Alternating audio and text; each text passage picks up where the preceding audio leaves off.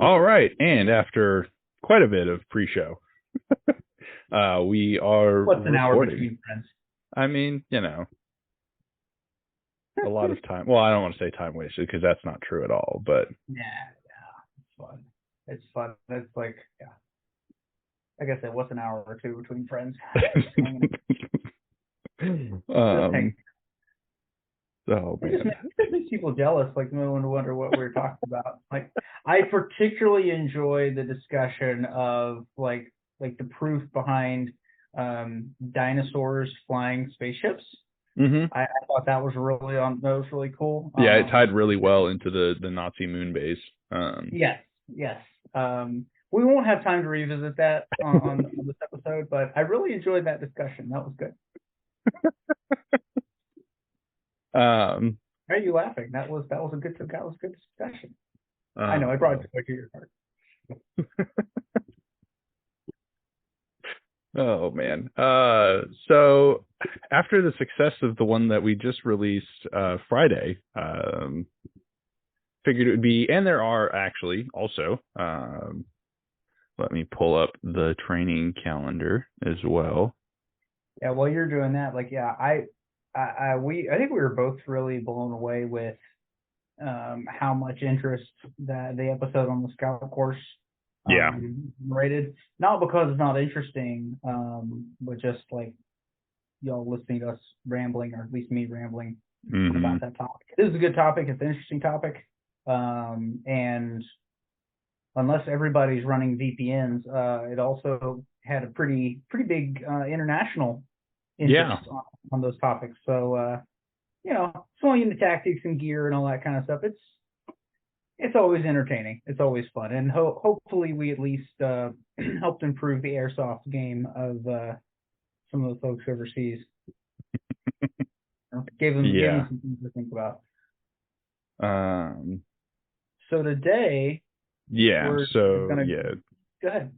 No. I was gonna say, like, so I was trying to pull up the training calendars, and it's kind of split between two places. That, I'll just go a little bit of kind of what the goal is today. So we're going to basically try to go over, like we did for the Scout and Recce course, not a packing list, but just kind of a rubric or kind of a preview and some recommendations on pre-class purchases for the RTO, Advanced RTO, and SigInt classes.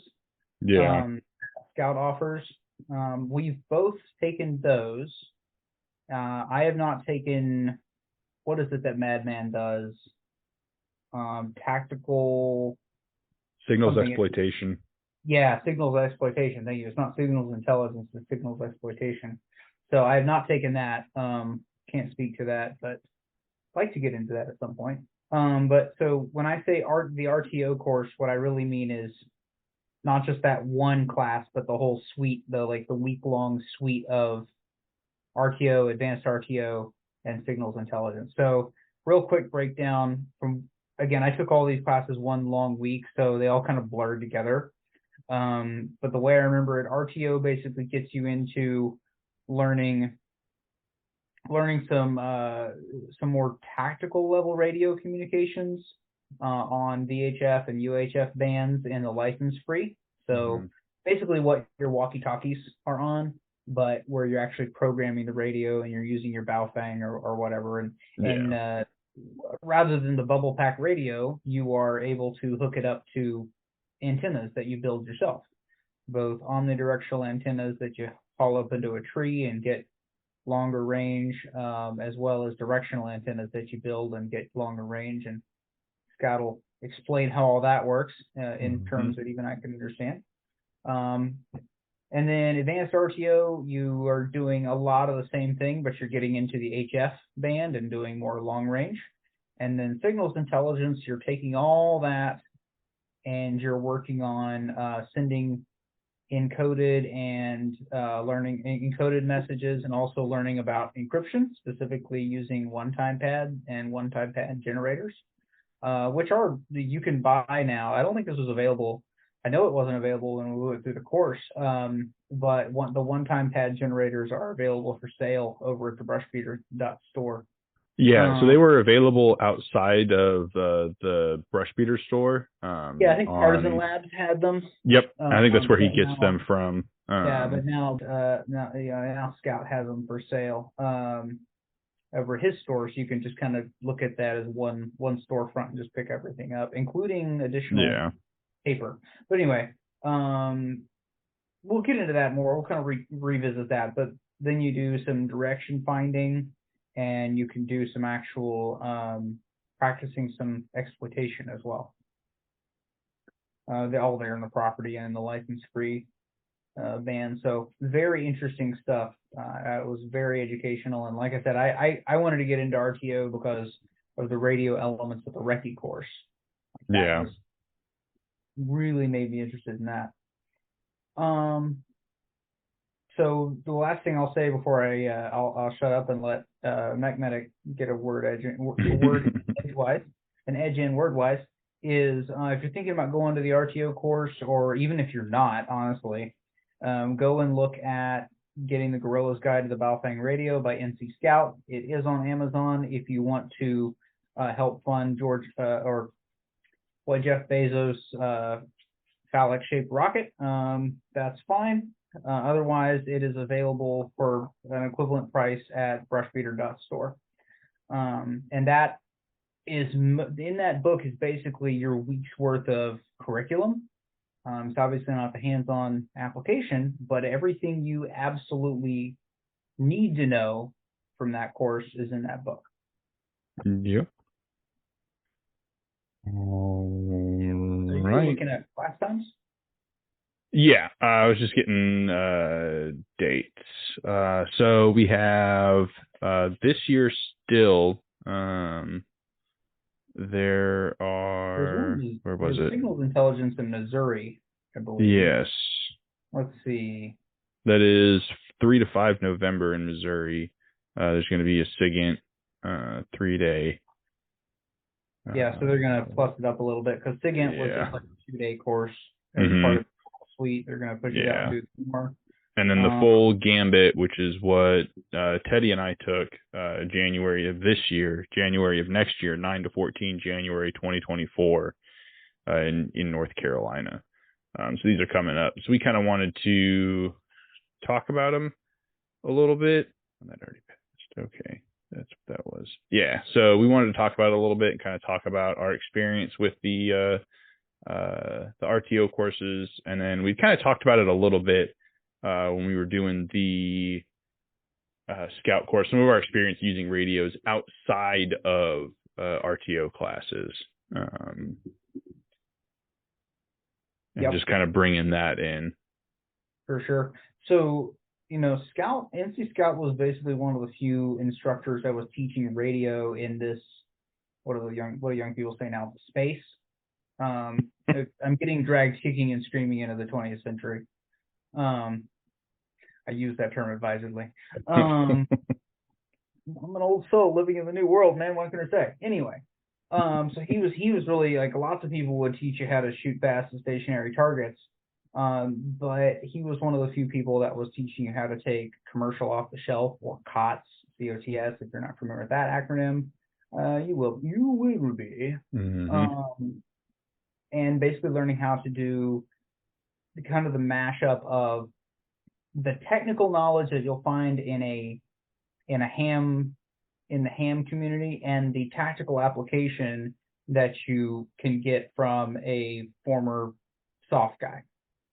Because it's not just the technical skills and equipment, it's the tactical application, or strategic or clandestine application of those technology and techniques. So, like, you're learning not just to use, like, there's a discussion of commercial antennas, but also getting a background in, makes me cringe to say this, the science behind why, for example, an antenna extender kit, basically like troops during the GWAT, they didn't like their antennas up front off the radio smacking them in the face, so they would run a cable to the back of tack vest or plate carrier and just put the antenna back there. And Scout will explain to you why that is very inefficient. He'll explain to you what a dipole is, how it needs a positive and negative end, and honestly, he's gone over this a lot in various radio contra episodes. If you want to get it there.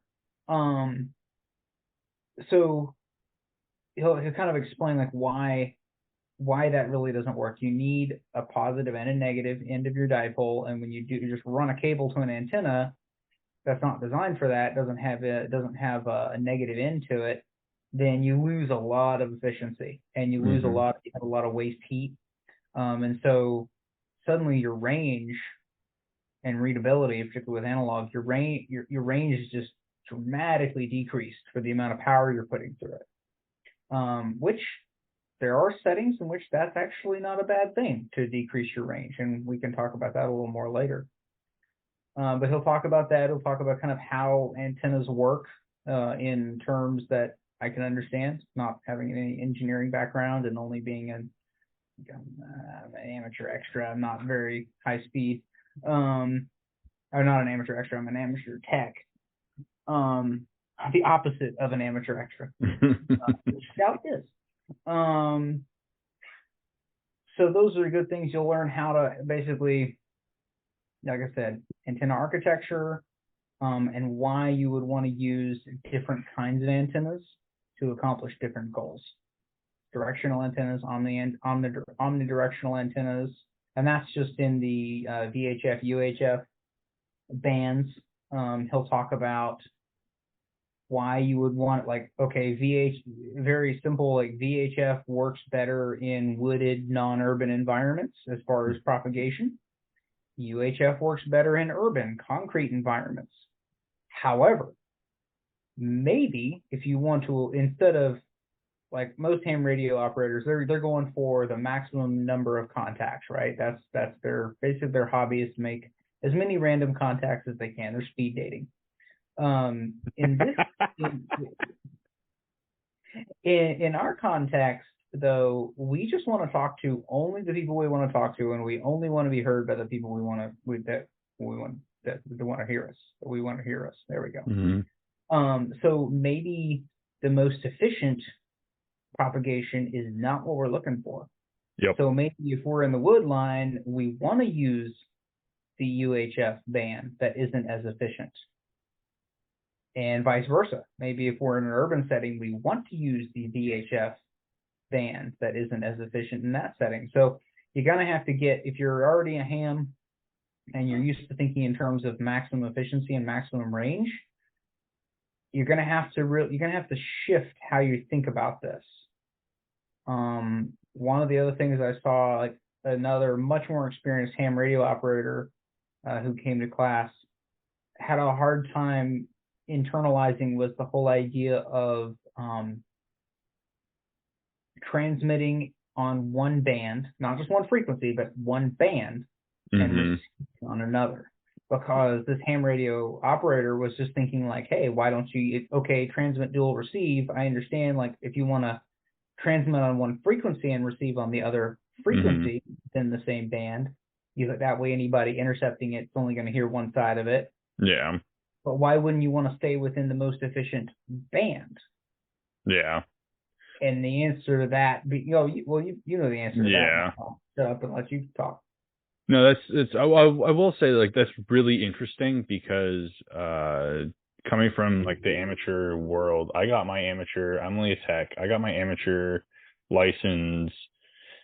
Oh, let me look at the calendar on the computer. I got it 13 years ago. Yeah. Oh, wow. I got my license 13 years. I got mine in high school. It was a high school class as an elective. And if you pass the class, or if you passed your amateur test, you automatically got an A. And every time you took it, if you got like you signed up for the same class, but you could retake it to get a higher level of license.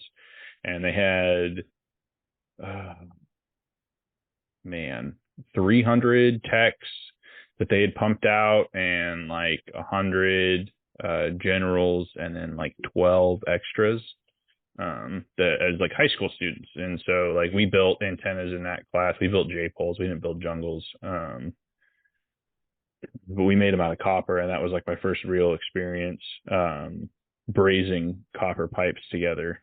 I guess not brazing, soldering would be the correct term to use. Soldering copper pipes together was to make an antenna. Excuse me. But yeah, so I've had that for a while. So I've been in and not really like heavily doing ham things, but enough that I know a thing or two about a very small thing or two, like not a lot, but I do know that like one of the common modes for dual band dual receive that exists in ham radio is for the satellite stuff, and that's cross band. So that's UHF VHF. It'll transmit in one and receive in the other for those amateur satellites. That's why like the Arrow Yagis, the handheld Yagis, are a dual UHF VHF design. Okay. So yeah, that's something I didn't even know. I mean, it makes sense why there has to be like some other more common, not like there's some other reason why that many radios are set up transmit dual receive that has nothing to do with the way we were using them.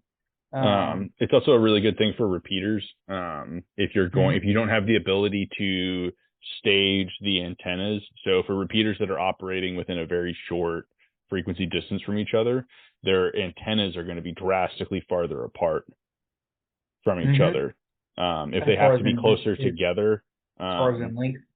Yeah, if the antennas have to be closer together, they'll do a crossband, because that way you don't have an issue where the one repeater radio, the one that's transmitting, will overpower, and it will cause like a feedback loop where like the receiving radio that's supposed to be picking up like other radios is just picking up the repeater, even though there's like a difference in the frequencies because they're so close together and they're operating off so much power.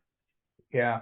So just to quit my very like coloring book understanding of a repeater, is a repeater is, or you can build an official one, I don't know, but you can build a functional repeater out of two Baofengs, two radios. Yeah, they sell a special, and I actually have one, the repeater cable. I have the dongle. And basically one receives only and one transmits only, right? Yeah. It's just, so the way I had it explained to me is that for like handheld radios, VHF, UHF, their line of sight, which is if you can see it, you can talk to it. So if you have something like a mountain or like a city in between two people, you can't talk through that because you can't see the other person. Your sight is obstructed by an object that would deflect the radio waves. Yeah, and although radio waves can see much further than we can. Yes. It's a metaphor. It's a metaphor. It's not perfect. Yeah. So you put a repeater in place, and then you have to do some stuff with well, I don't want to say you have to, because just getting into some pedantic stuff, but there are analog repeaters, or not analog, I can't remember the term for them, but playback repeaters, to where they literally have like a recorder, and it will record your audio and then replay it out over the same frequency that it receives on. Those aren't as common as the traditional repeater, and that's one with an offset, and then generally they have tones to key in, so that way not anybody that's on that frequency hits that repeater and activates it up, but you have to have an offset to hit it. And a tone is basically like a tone is one of those things when I was looking at my Baofeng and going like, what the heck is a CTCSS or whatever this is? Yeah. It's like I'm reading counterterrorism something. I don't know what this is, or offset and whatever. So these tones are, I think of as like a secret handshake between radios, right? Basically, it's in the signal, and it's like if a radio is set to like, hey, I'm only going to turn on if you have the secret handshake. If you don't have the secret handshake, you can be on the right frequency. I'm going to ignore you. Yeah. If it doesn't have that tone, it's not going to pick it up. The thing with amateur radio, though, is that those tones have to be public. With Yeah, I can look it up. GMRS, that's where you see a lot of the tones being used. Those do not have to be public. Those can be private. So there'll be like repeater clubs, because you can't have repeaters in GMRS, that they'll have a private repeater under GMRS frequencies, and you have to like be a paying member of the club to get access to it. But with amateur radio, they're public. There you can go online and find that repeater, and they'll post the tones in the public space to be able to access it. Yeah, repeater book would Mhm. have. That's where I usually saw it. I was like, I never knew like what I was looking at, and honestly, it Yeah. wasn't until reading through Guerrilla's Guide to the Baofeng Radio and Scout's explaining this, and I'm like, I'm just sitting there. I'm literally sitting there with the book, my Baofeng, the repeater book website in front of me on my computer, and I'm just like, oh, so if I do this, boop, boop, boop, boop, boop, oh, it's all certain, right?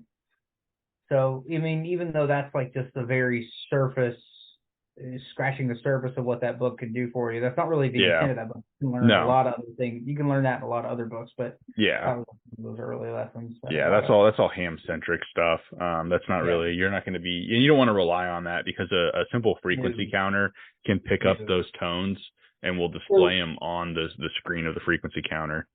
Yeah, so let's go back to that whole discussion of like, and I'm just going to pose the question to you. Why do I want to transmit on one if I'm trying to be, covert, or at least reduce my, my interception possibility? Why would I want to transmit to you on one band, let's say VHF, and then hear back from you on a different band, UHF? It's going to make it harder for some, not impossible. Let's make that clear. Not impossible. Not in a long shot. It's just going to make it simply a little bit harder for somebody with some more basic SigInt capabilities to pick up both frequencies you're operating on. And that's a lot of the stuff that Scout talks about, is that like none of these individual techniques that you're performing on their own are foolproof, but when you start layering them together and you start stacking up all of the things, you start adding in comma windows, one-time pads, brevity matrices, doing a crossband transmit and receive, and you're not limited to, with this crossband transmit and receive, you're not limited to, like, just so like, we do it in UHF VHF because that's what most civilian handhelds are in, like a UHF, so like a 130 to 170, and then like a 380 to 500. So VHF is the 130 to 170, and then UHF is generally like 300 to 500 for civilian handhelds. It's somewhere in that frequency range. Yeah, your Baofeng's going to be around the 140s and 440s. Yeah, for ham radio.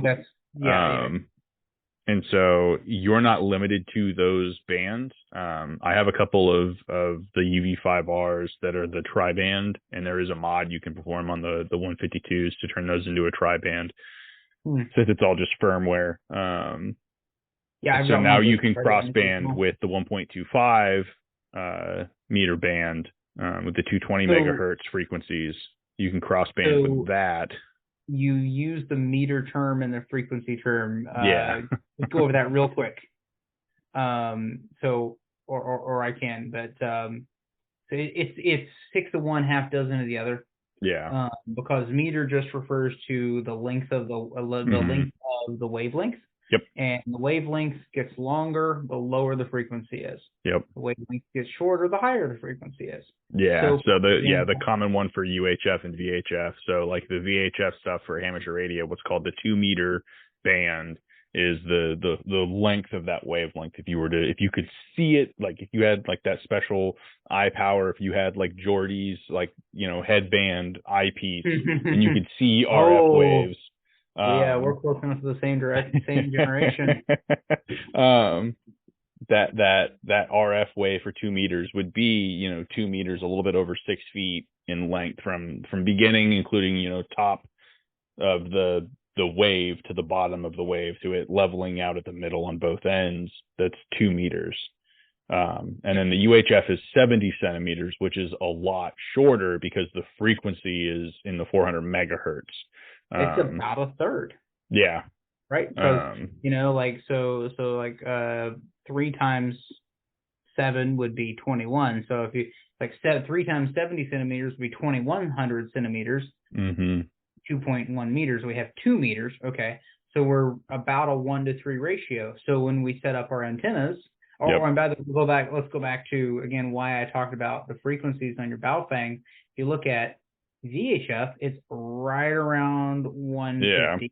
If you look at UHF, it's right around 450. It's about a 1-to-3 kind of conversion there, which this is helpful for us when we're constructing antennas. Yes, you should, if you're trying to get the maximum performance out of your antenna, you should cut your antenna or select your antenna for you know, the correct wavelength. If you're doing UHF, you're going to do about 6 inches. If you're doing VHF, you're going to do about 18 inches. And some of these antennas for both, you'll see that you'll have an 18-inch antenna, and then about 6 inches from the base, there's a little bit of a divot where there's a little bit of extra material.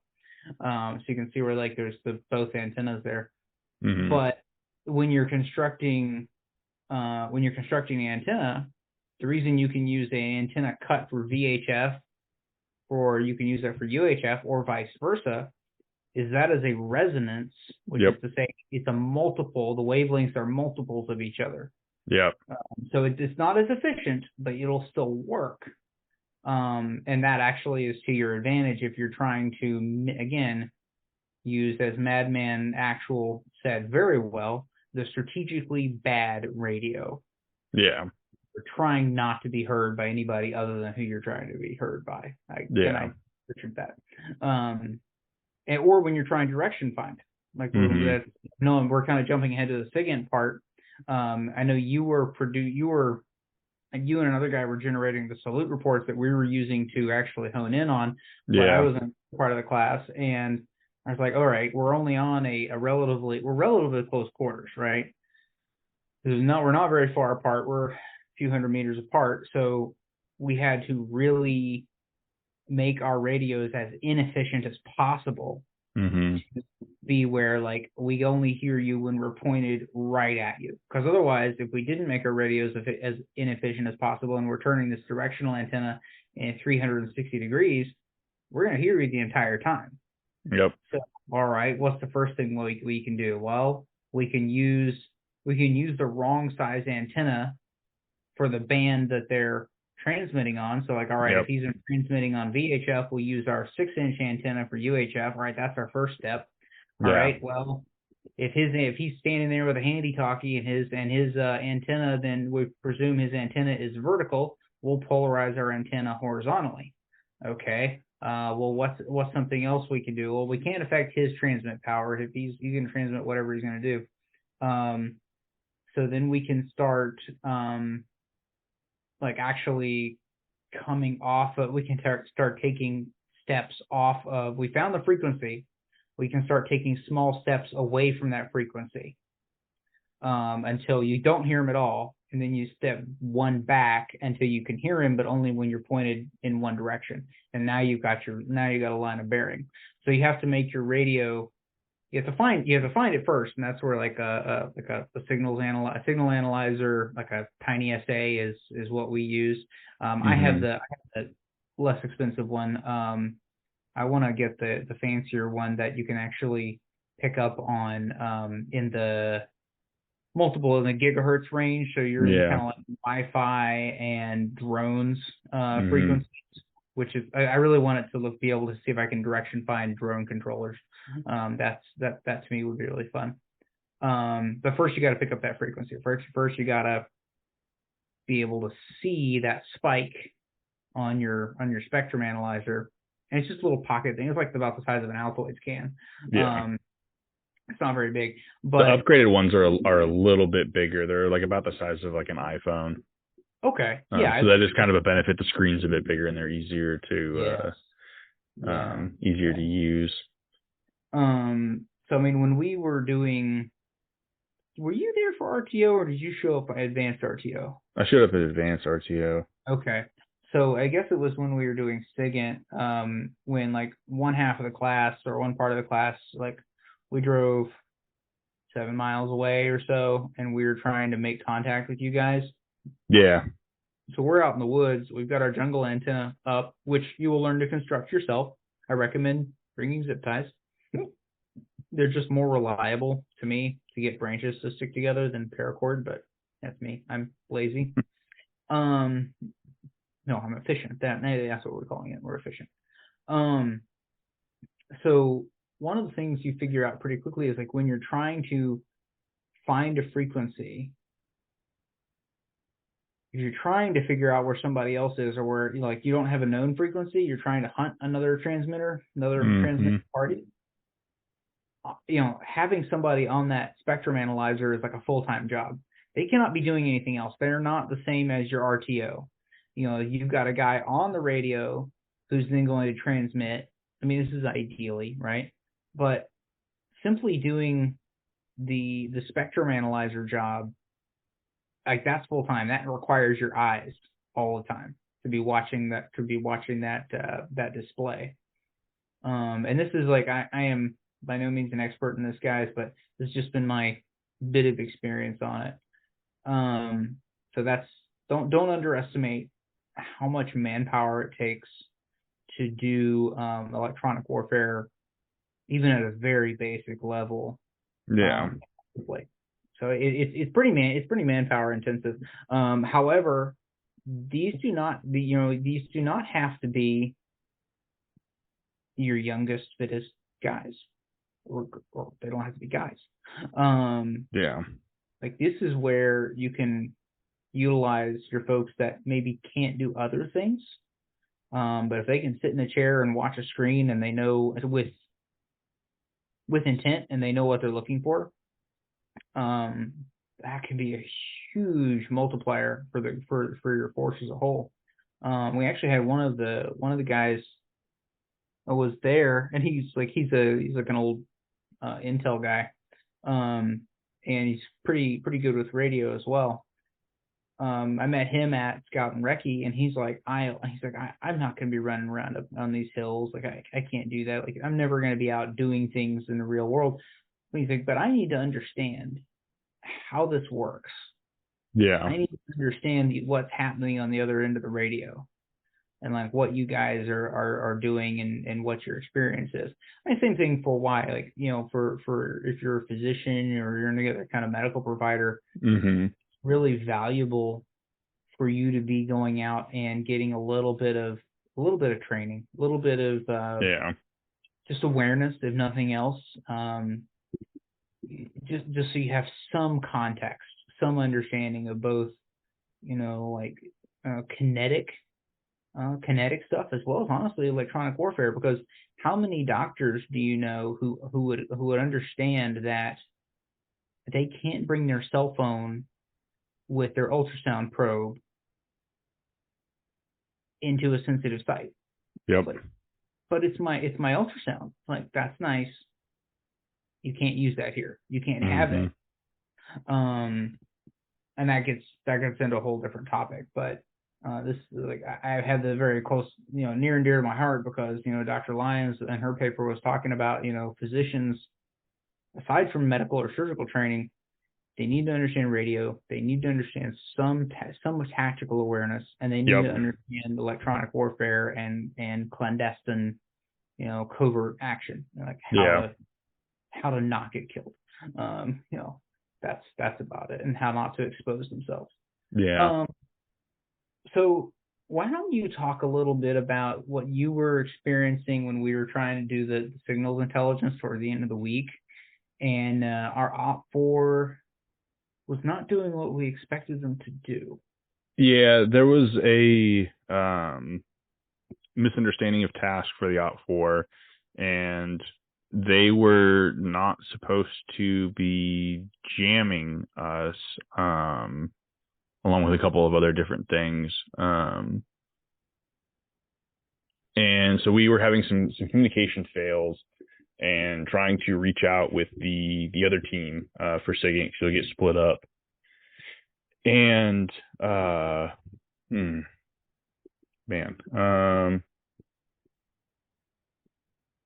so we had gotten to that point to where they had moved to the other site. We had gotten a good comm check, and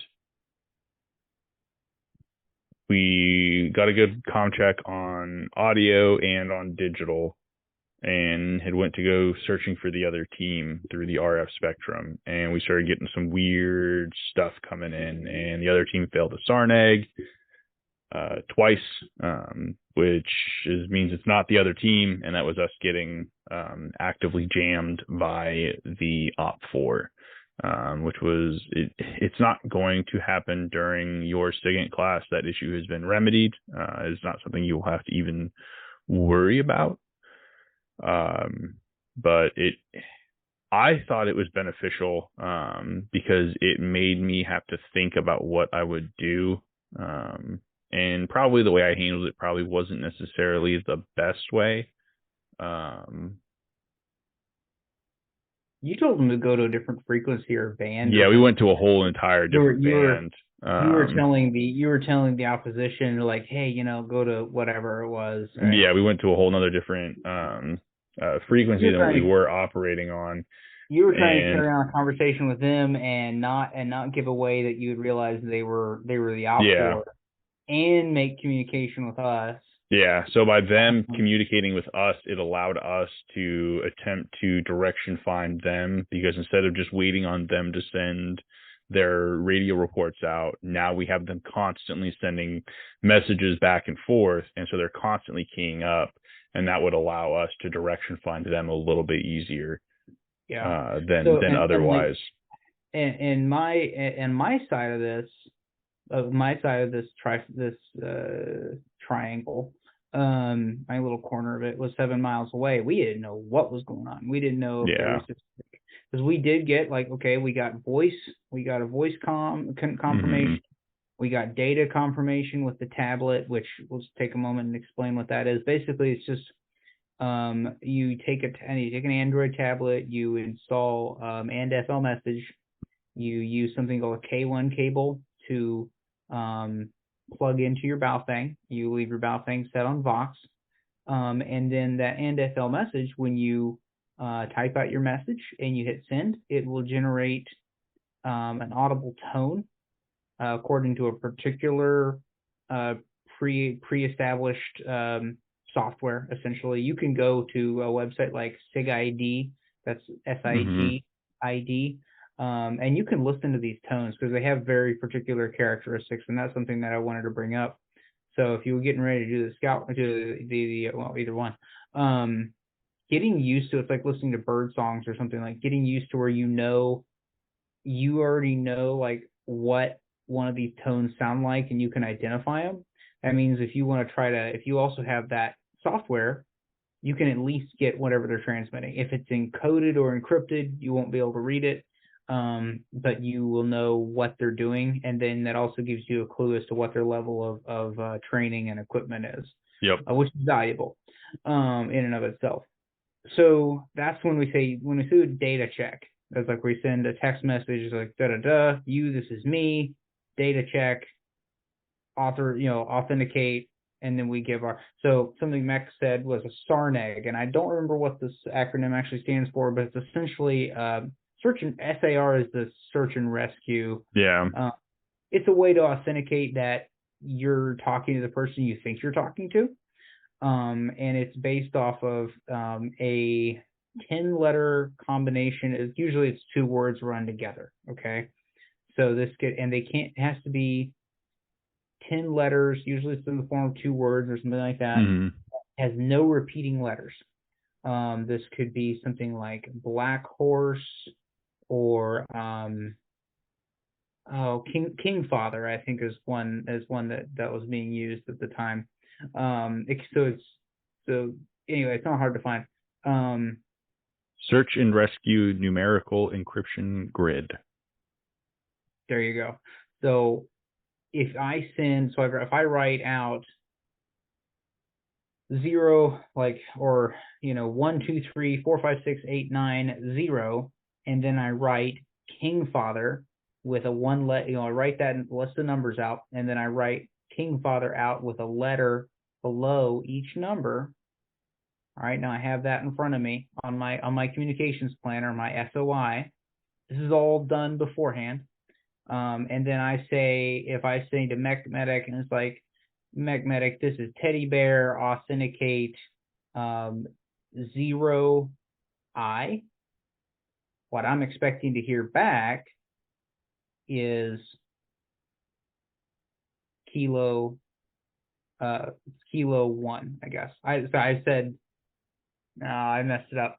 I should have said, instead of 0I, I should have said 1I, because the 1 is over the K, and then I already messed it up. This is why you need to have it in front of you. So if the 1 is over the K, the 2 is over the I, and I say 1I, so I'm going the numeric and then going to the next row and giving the letter. I'm expecting him to give me the corresponding letter and number. So I'm expecting to hear back, Teddy Bear, this is MechMedic, Kilo 2. And I was like, all right, we're using the same SARNAG. He's got the same thing. And they don't have to be right next to each other. That was just my attempt to try to make this easier for myself, and I still messed it up. You don't ever give the whole word of your SARNAG. You do not say, this is King Father. Or you do not say, okay, yeah, authenticate King Father. You just given away your whole authentication process. Which I saw that on a video. They were trying to illustrate some things, and some people in the video were pretty well trained. Obviously, some people were not, or they just kind of panicked when the camera was running. I don't know. They didn't edit it out. Okay. It's a good learning lesson. It's just something to pick out on, and this is why trying to learn things off of YouTube is not the best way to do that, rather than going to class, which I realize the irony of that statement coming from me. But yeah, go take a class or go at least read the book. So that's when MechMedic says, they failed the SARNAG twice, they're giving them this message like, hey, this is me, authenticate, blah, blah. And then they blow it off and they don't respond. They just start talking back to them without giving them the authentication. There's no reason for them to think that this is who they're talking to. So they're going to assume that this is some sort of other party who's doesn't have good intent. So that's what a SARNAG is, and that's actually all that is in. Let's see, if you look at, actually, it's a great example of an SOI, Appendix B. This is page 129 of the kind of the big color version, the big readable version with a camo cover of the Guerrilla's Guide to the Baofeng Radio. Page 129 has an example of a SARNAG. King Father is the example word, and they have it as 0, 1. All right. So MechMedic had been talking about they failed the SARNAG twice. So what that amounts to is, all right, this is me.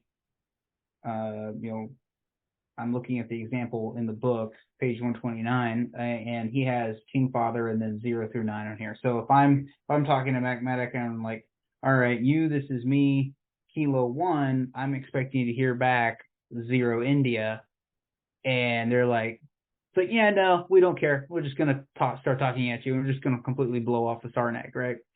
And we're going try it again. And he's like, yeah, no, we're not interested in playing. It's like, oh, okay. Yeah. I know who you are. I know who you're not, or I know who you are, but I'm not going to give away that I know who you are. So that's a very useful tool. And again, don't ever say your whole SARNAG. I know I don't remember if I said that before the break or not, but don't ever say your whole SARNAG over the radio. So I'm trying to remember where I was going with for that. I lost my train of thought here for a second. I apologize. So this just to kind of get me back on track here. The idea with that class was they were going to basically provide traffic for us to intercept and track down, and instead they took it upon themselves to conduct electronic warfare on us rather than being a passive source of transmissions for us to pick up on. It's okay. They're more capable. They're not. They've already learned all this stuff, so they enjoy themselves in flexing a little bit on us, and they very successfully flexed on us. I remember what I wanted to talk about. So this is not a hard skill. This is a soft skill, okay? And this goes back to know the people you're working with. The more you can have those relationships pre-existing and really know them, it's kind of like it's like when you're doing room clearing or you're doing any kind of movement where you get to know your guys and you get to know how they are. 7 miles away on the other end of this radio, I send in my transmission and I over for the one-time pad, and I left off the prefix. Didn't mean to, just forgot to send it in. And I don't remember what exactly I got back, but it was just something to the effect of like negative or something like that. It was very minimal. But I knew that they had Chief over on that end of the over on that end of the other end of the transmission, and I knew he wouldn't let me get away with anything. So I'm like, oh, I know what happened. I saw him. I go over it, and I'm like, I left off the prefix, and he's not letting me get away with it. So no worries.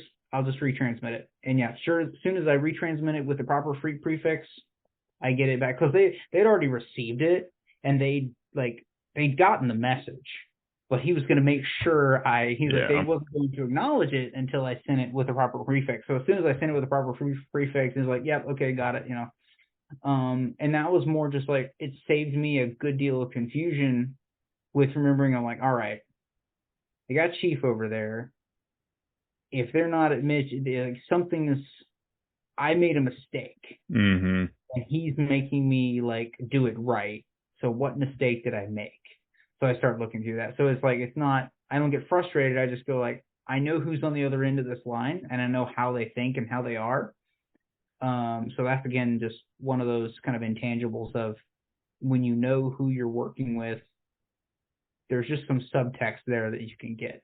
And I'm really inordinately happy about that. But if you ever go watch The Hunt for Red October. If you want to understand the value of, and okay, it's a fictional story, or The Hunt for Red October, or 13 Days, which is about the Cuban Missile Crisis, and you start to learn a lot about the value of subtext and the value of reading the other player. And honestly, I've never gambled, but I would really like to learn how to play poker, because that is something that I think is really a valuable thing to learn how to do, just to be able to keep a poker face and learn how to read another person. That's one of those things that it's one of those skills that people don't think of as a skill outside of just winning a poker game. But it is a life skill. It is one of those things that I think would pay off very well. My grandfather, who was a very high-functioning alcoholic, was apparently a very good card player. He was a very, very high-functioning alcoholic, and all the other things, womanizer and all that good stuff, gambler. Very well liked in the local area. Everybody was confident that they were his best friend. He was good at that. I'm getting off track, but yeah, things that you can do that are training but don't seem like training. Is go learn to play poker. It's kind of like learning to play chess. I mean, there's a reason that certain games are classic. Yeah, no, I've been trying to learn how to. I've always wanted to learn how to play chess, and I've been trying to learn how to play, and it's been an interesting endeavor. I mean, that's something that chess, yeah. Something that, going back to the poker thing, the more I've been reading Dr. Lyon's paper on the importance of being able to move materials and patients covertly. Mm-hmm. You're gonna have to get through checkpoints. You're gonna have to bluff people. You're gonna have to avoid. You're gonna have to control how you project yourself and your emotions, and get them to read you how you want them to read you. Right. Mm-hmm. So if we're trying to get past the PLA checkpoint with your wounded fighter, or getting materials to and from, or whatever, these are things I don't do. I was always a good boy, right? I wasn't a tagger. I wasn't like I never learned that as a kid, right? Like how to get away with stuff so much. So it's like my second childhood. Yeah, I wasn't enough of a rascal. That's my problem. I need to be more of a rascal. Rascals do well. Like rascals and scoundrels do well in war. Just ask Consult. I'm more of a radar Riley type. I might have run from the cops once or twice.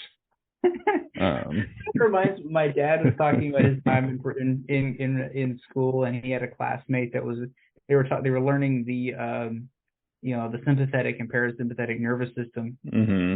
And Frank was Italian. I don't remember if he was from New York or he was from somewhere in the Northeast. He had some connections with the family.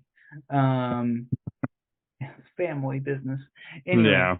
So his illustration of fight or flight was like, when you're running from the cops, and my dad is just, he's a young guy, but he's just like busts out laughing.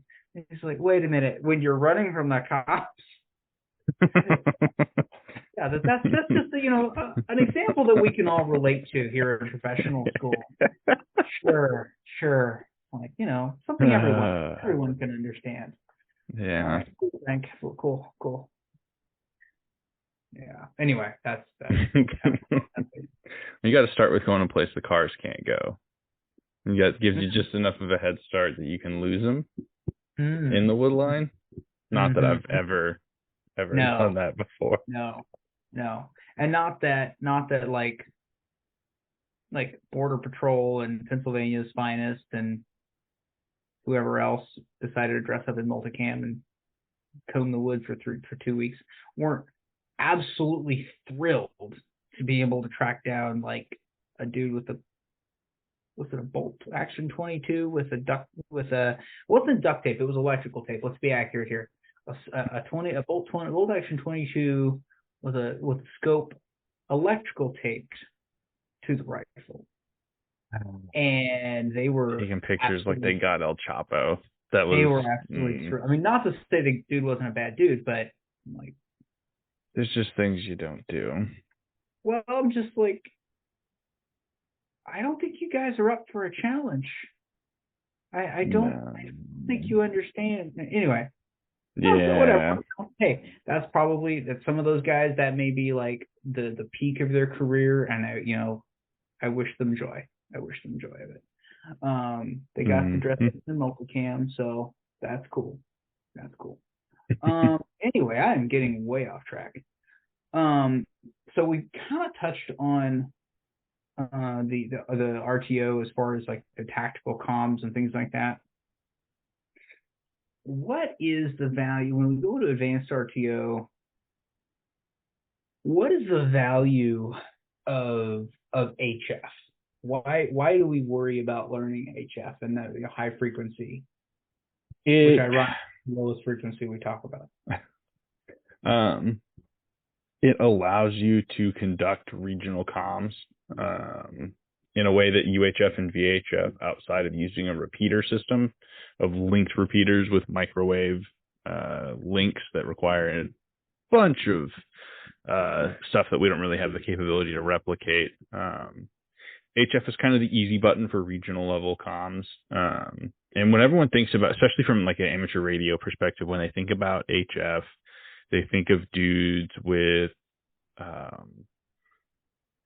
big radios pushing big power. Like I'm talking like 1,000 watts, almost 1,200 watts of power, which is the max the FCC will let you run for amateurs, 1,200 watts peak to peak,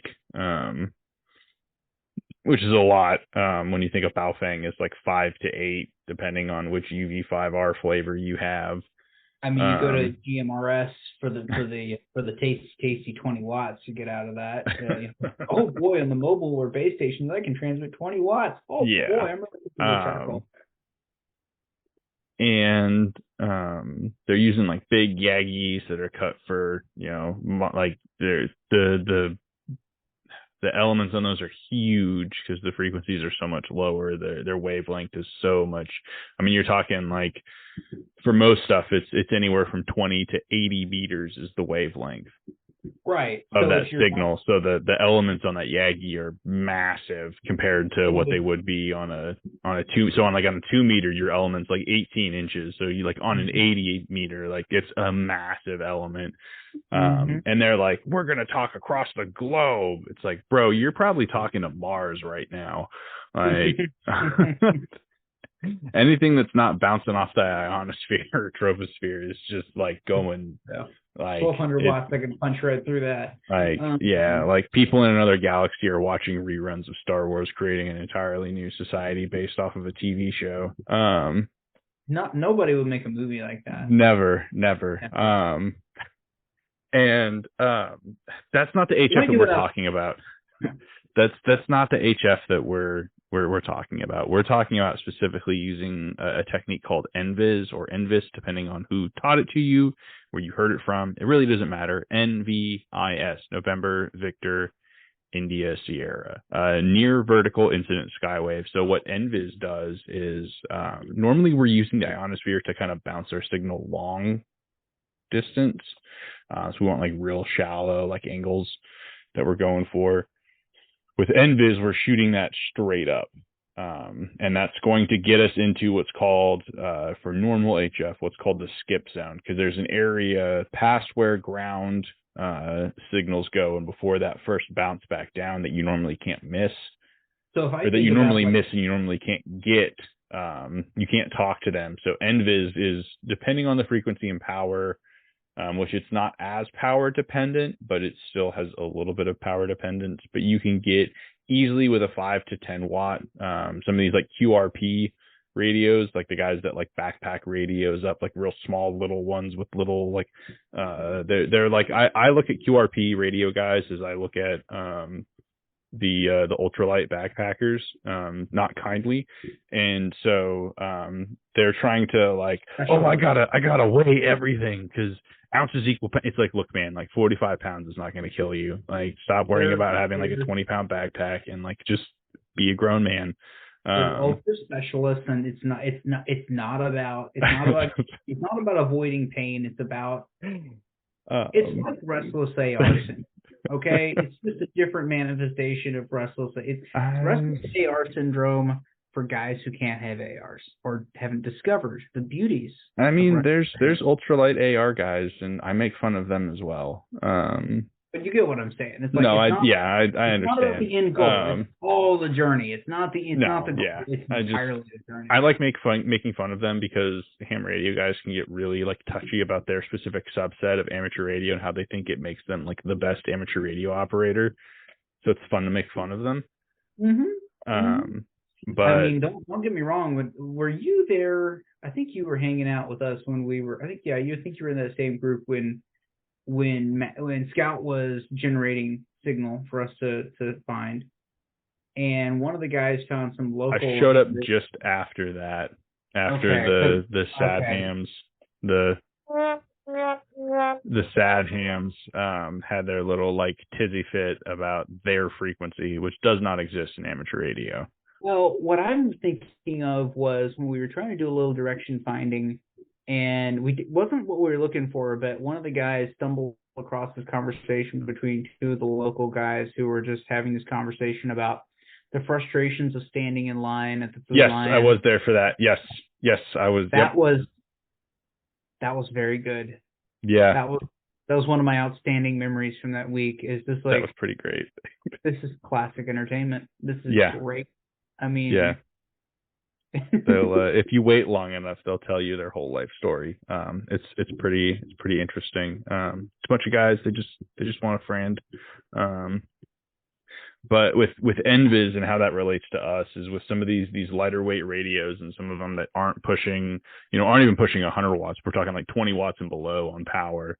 You can easily get 40, 50, 60, up to, with good antenna, good properties, and good frequency selection, and a very, very resonant antenna, like cut to the exact frequency you're operating on, you can get up to like 400 miles of range.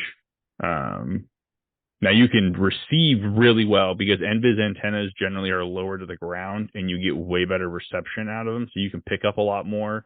But you can transmit pretty dang far with NVIS. It's not very far off the ground in wavelength terms at all. It's like a quarter, an eighth of wavelength or something. Yeah, I mean, you're talking like waist height for the antenna. You're not like you're not throwing something over a tree. You're not throwing up a big pole. Right. I mean, it's like if it's a 40 meter band, so your wavelength's 40 meters, and your antenna is your positive end of your antenna is like a quarter of that in meters. So maybe you're when we were doing this, it was not very far off the ground. I was with a guy who we were in a Walmart parking lot, running off a Yaesu, whatever, one of the backpack ones. Can't remember if it was an 891 or 857 or 813 or whatever it was. Regardless, I think he was pushing like 20 watts running off a battery. He had a small like lithium 12-volt battery. And we were talking through NVIS up and down the East Coast, specifically for like a specific net. But we were talking up and down off of NVIS. It's really, really interesting. And so that allows you to talk to like a greater area than your handhelds or even base station UHF, VHF radios allow you the capability to talk to. And so HF allows you to get a little bit farther. And the really big thing, especially from our perspective, where that becomes really, really interesting is for conducting telemedicine. But before we get to that, I wanted to touch on a couple of things on the technical aspect. Okay.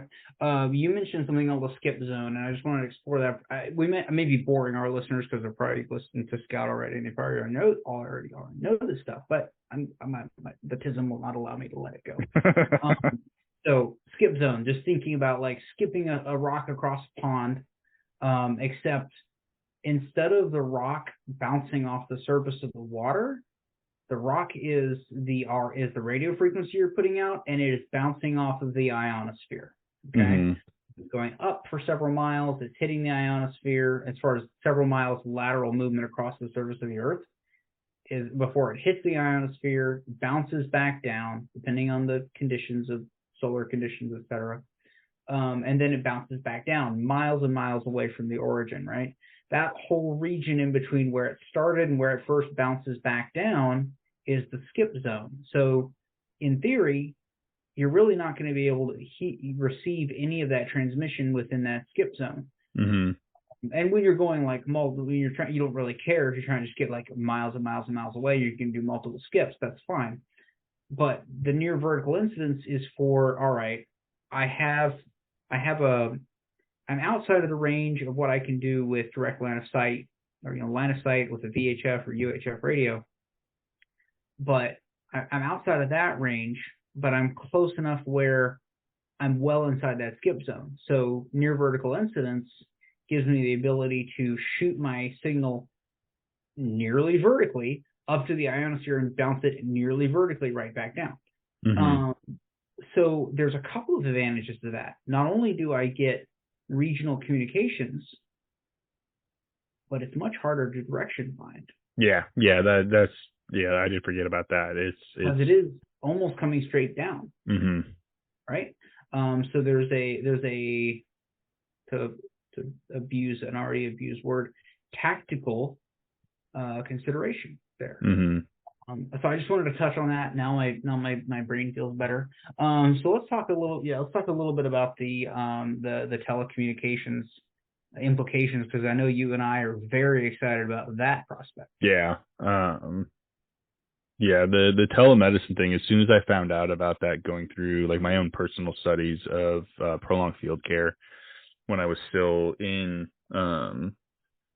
it, I thought on that aspect alone it was huge in the capability that it provided. But I also, in that same vein, like, man, like for outside of this in a partisan type environment, like this is huge and answers so many questions, because it allows someone with, say, my level of understanding and expertise on things to be able to, like, there are a lot of things where I am like deficient in a lot of areas, and it allows me to reach out to someone with a higher level of education and understanding on subjects, and like, hey, this is what we have, this is what I'm thinking, I don't know if this is 100%, like if I'm going in the right direction even, and this is a normal thing that happens in hospitals and clinics like every day.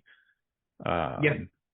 And so consulting specialists, mm-hmm. And this is what special operations medics do. I mean, like I say, you learned about this in the prolonged field care working group. They're talking about getting teleconsults. Yep. Their whatever remote situation because they've got somebody that's critically ill, and those guys have. I don't know exactly what the medics, the 68 with C Schoolhouse is, but I would imagine their training is much longer than yours, and it's much more appropriate than mine. Yeah. To what's doing, right? Like my training is longer, but a lot of it is not helpful for what we're talking about. Yeah. Right. Again, like I always say, is like you want those ICD-10 codes, you know. You want okay. But like, all right, what's the, how do you manage shock? How do you manage trauma? Yeah. Vascular injuries, like, okay, I'm well outside of my comfort zone. Trying to work on that. But anyway, sometimes you just need to like phone a friend. And you and possibly the U.S. military, if the Chinese had their way, don't have access to the satellite network. Yep. SATCOM is it's not as cool or easy as movies and TV would lead you to believe. There's a lot of issues. It's not perfect, and it's very reliant on the satellites being where they're supposed to be, and not scattered like in 1,000 pieces, or even just simply being jammed or being picked up, like being currently used. I mean, I feel like that's something that Madman has talked about as well. Is like, if I was going to launch an attack, what's the first thing I was going to do is target your command and control. Like I would, if I was the Chinese, I would take out the satellites. Right? Now I know they're older, redundant systems, but people, Americans, we expect a certain value for our dollar. And it's like, hey, if I'm going to spend thousands of dollars on a satellite phone, it's going to be like it should be a purchasable superpower, right? Like my night vision. Yeah. And so it's self-contained. The thing about the satellite network is it's not very robust. If you take out enough, so basically all the satellite network is the SATCOM network. It is a bunch of repeaters in space linked by microwaves. So it's the same as like the link repeaters. Yeah, so it's just like the link repeater system we have on the ground that are linked using microwave radios. And like the U.S. military uses microwave radios for all sorts of stuff, for very, very like tight, specific communications where they're using like super directional stuff where like you're off a degree and like the other guy's not picking you up. And munitions. What's that? I don't know. Munitions guidance, would they do something like that? No, there's like actual communication stuff that goes over microwave systems. Like between like set points that aren't moving, so like missile silos, Right. And the interesting thing about microwave, because it's such a tight cone, you can't be flying super high to pick it up. So you have to be really low, like below 30,000 feet. And then you also have to be flying really slow. So you can't be flying the same speed as like a normal aircraft. So you need something that's like in the air, that's like really slow and doesn't need to be super high and can sit and like slowly drift over like an area of like northern Central America for a long time with a bunch of RF stuff over it as it picks up all these microwave systems. I know, it's really weird. Sounding very familiar. Very familiar. I feel like there was, this is why North American Rescue, all things being equal, is going to get my money. Yes. Because going to Soma on the floor, they had a giant mock-up of the weather balloon. Of the balloon, of the balloon, which shall not be named, with weather balloon. I wish it had really I wish it had said like the meme, like totally not for spying. Yeah. I'll give them credit. Like I think yeah. the only ones that were doing anything like that. I was just like, oh, you guys, you mad lads, this is fantastic. Yeah. You went there. I was like, take my money, just here. It'll probably be at SHOT Show. Yeah. It'll most likely be at SHOT Show. But yeah. Kids, like fill out your bingo, like start filling out your bingo cards now, for 2024. 2023 was interesting, but 2024 is going to be lit. Anyway. So yeah, we use microwave stuff for, I say we, the U.S. military uses microwave, like voice and data communications for stuff. And so it's used for repeaters to link. So that's why you can have like statewide repeater networks that will link in together, because they're using microwaves for very directed, like from repeater to repeater. And they do the same thing in space. So if you take enough of those out to where those microwaves, like they're not reaching where they're supposed to, because it's a very tight, narrow beam and it's not hitting where it's supposed to, it's the whole system will grind to, and like that area will no longer have SATCOM capabilities. Something, and I grant you that, I mean, I have a fairly narrow window on like what the capabilities of the average soldier and Marine are, but I am astounded when I hear that things like go to Risky Krisky, right? He's teaching somebody, I can't remember his brother or whatever, who's currently serving, infantry guy, and he's teaching him lessons from MACV-SOG about like sneaking around in the woods. And I was like, yeah, no, they didn't teach us any of this stuff. I'm like, these are basic. This is like basic light infantry stuff, right? And I think he's a light infantry guy, which, we use air quotes there. So when guys who are like, this is what they're doing professionally, right? This is what they're paid to do, and their life and the security of the U.S.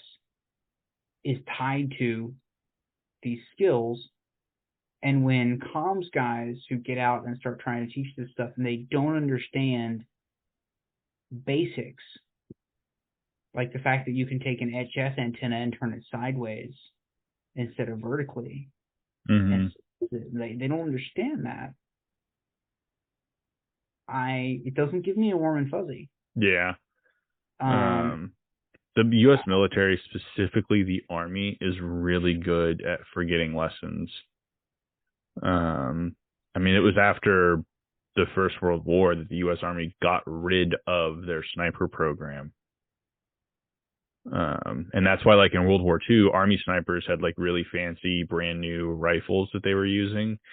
Like, and the Marine Corps was still like, well, the M1Ds were like a late introduction to the war, and the Army really only saw them in the Pacific. Late stage, because that's when the Army like really heavily got involved, and the Pacific was towards the later end after the Marine Corps retook the Philippines. Thanks, MacArthur. I just remember that scene in the Pacific where the Marines are like looking at all the nice stuff the Army's got sitting on the beach, and they just go a bunch of it.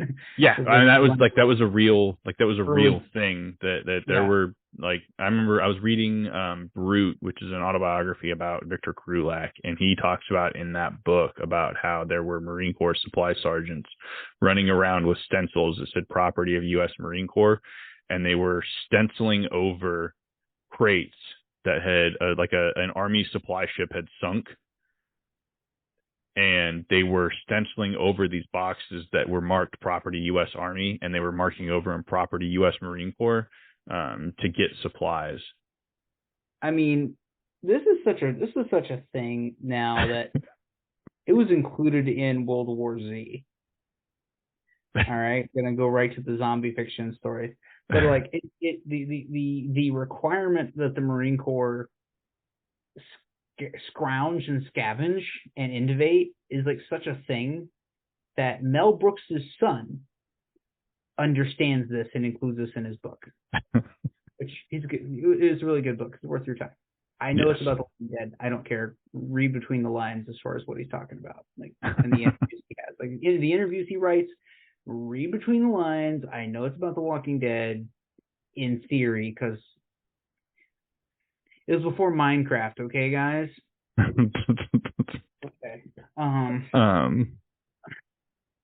But anyway, yeah, the whole like the Marine. Yeah. So yeah, the Marine Corps did not get rid of their sniper program after World War I, and still had very, very old 1903s, like World War I era and before 1903s, with the scopes that they had that you would have to push the optic forward after every shot because it was loose in the mount. And so it would, as some sort of recoil mitigation, because they couldn't handle the full recoil. I remember the technology at the time, it would shoot and the scope would slide backwards, and you would have to push the scope forward in the mount. I remember like they were using those in World War II because the Marine Corps still maintained their sniper program. The Army got rid of it. I want to say that was on that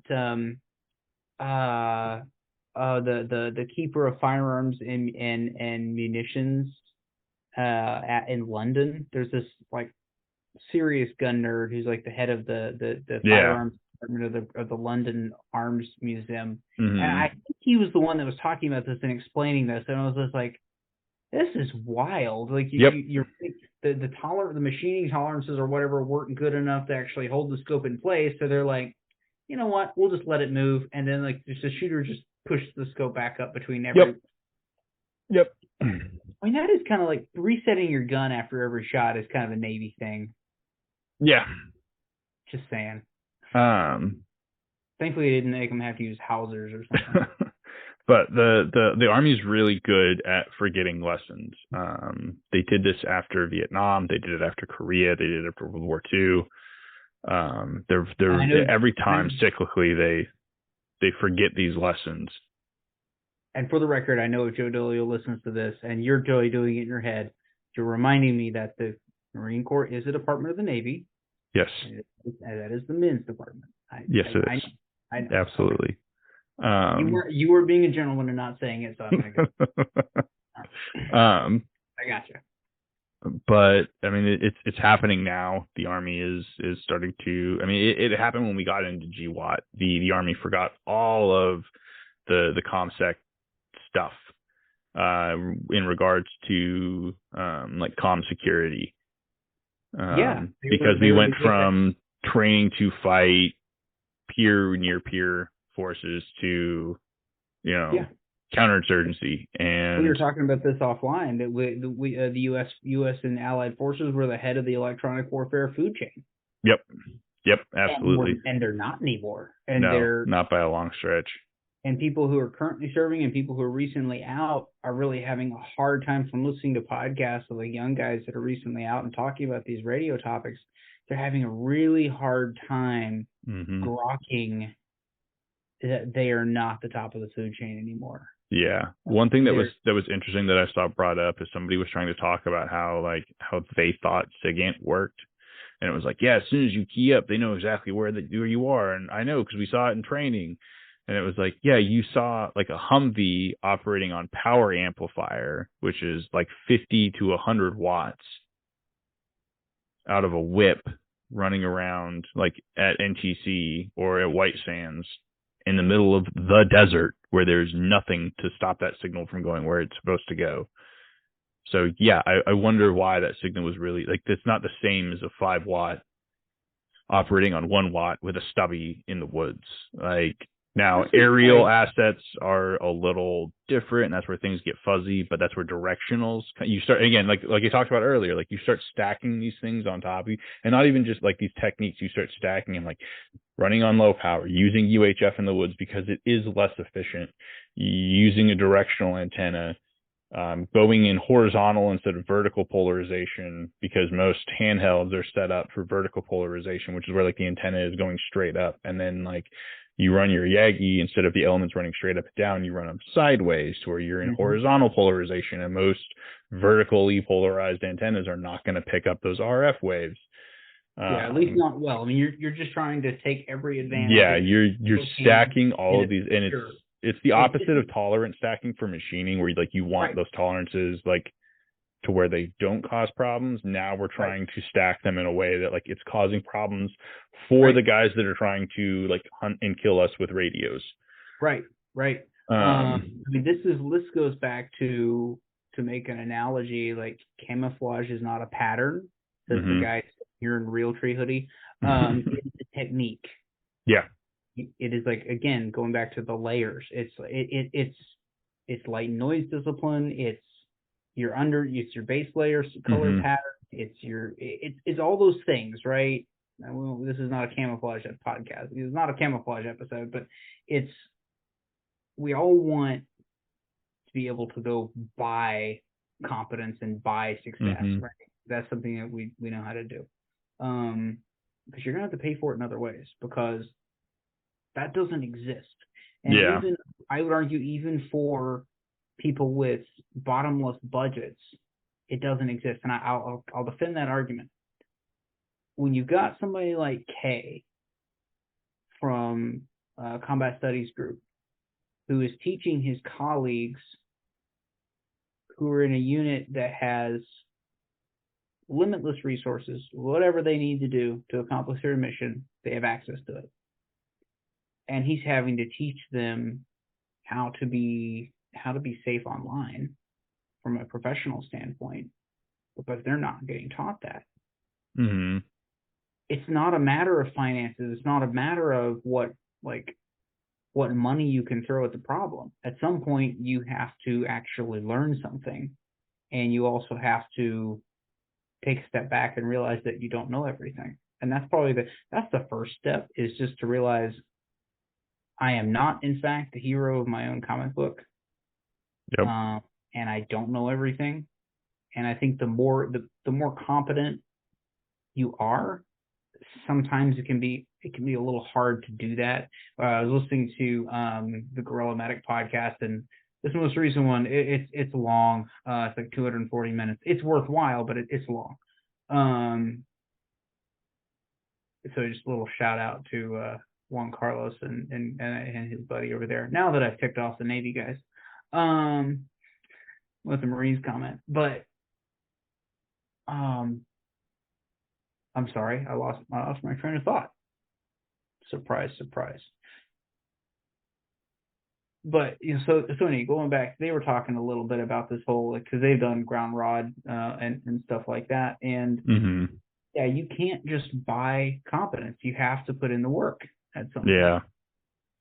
Yeah, there's a big thing going on right now where dudes are buying, and I don't think it's coming from a place of a place of maliciousness, but there are a couple people that are selling like used Motorola PMR P25 radios, and they'll put a key on them for you. The problem is like, I don't want you to have my key. I don't want some guy having my key. Now, some of those Motorola's can be set up to where the front faceplate is programmable. My other issue is that they're set to one, because they're commercial radios, they're set to one band. And so you're stuck with that, whatever that band is, you're stuck with it. Mm-hmm. Yeah. So all your opponent had, whether you're encrypted or not, this is something that I don't know what we talked about. Like really needed to talk about this is, and again, they don't get into it a lot on the most episode of the Guerrilla Medic podcast, but what they do say, most of what they do say, I agree with. Yeah. I think they're a little black-pilled on radio and availability of being able to do comms well, but I may just not be giving them a fair shake. It is true that there is no easy solution. No. So, but some folks, again, I think they're coming out of a background where they're top of the food chain from an electronic warfare perspective. Yep. And they just kind of want to go back to, and it's understandable. It's like, hey, I want something that's like my M16. I want something that's like my PVS-14. I want something that is the equivalent to what I had in the service because that's what worked. Well, this is different. Yeah. And just because something is encrypted, and if you listen to the Scout, he'll give you quantitative terms rather than qualitative terms as to what that means.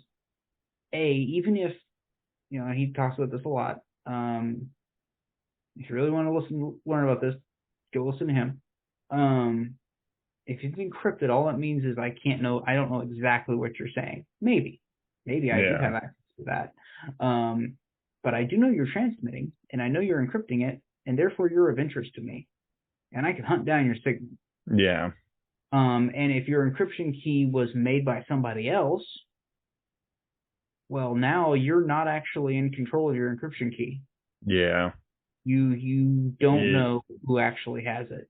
The other problem is that these individuals, they're not, like, they don't have an SOI to speak of when they're buying these radios. Like, oh, just buy the radio, and then you program whatever frequencies you want, and that's it. It's like it's a little bit more involved, and you need to spend time focusing on, and that's Risky gets a few things different. I don't want to say wrong on the radio thing. But what I do really like that he does, so shout out to him, is that he talks about that the importance of what the Baofeng represents in like a starting point. And it helps you learn the basics. And if you can figure out how to defeat SigInt capabilities with a Baofeng, with a UV5R, with a junk $25 radio, and you can figure out how to defeat SigInt capabilities and get around and operate smartly, imagine what you can do with one of the civilian, like, dual band DMR capable, where you start adding in that encryption. So you're not relying, just like we talked about those other, like the things that all these techniques that we're stacking, we're not relying on low power. We're not relying on crossband. We're not relying on an inefficient antenna or using horizontal polarization instead of vertical. We're not relying on any one of these one individual things. And that's what people with DMR are doing, is they get the DMR and they're done. And they rely on that one thing to be their saving grace. And it's not that DMR doesn't work for what you can, like, if you use it correctly, it works beautifully. I actually did this. So at the tactical signals exploitation class, and I talked to Madman before I did it, because you split off into two teams, and the one team splits into two teams and the other one splits. So you have one person that is the rabbit and you're just making signal.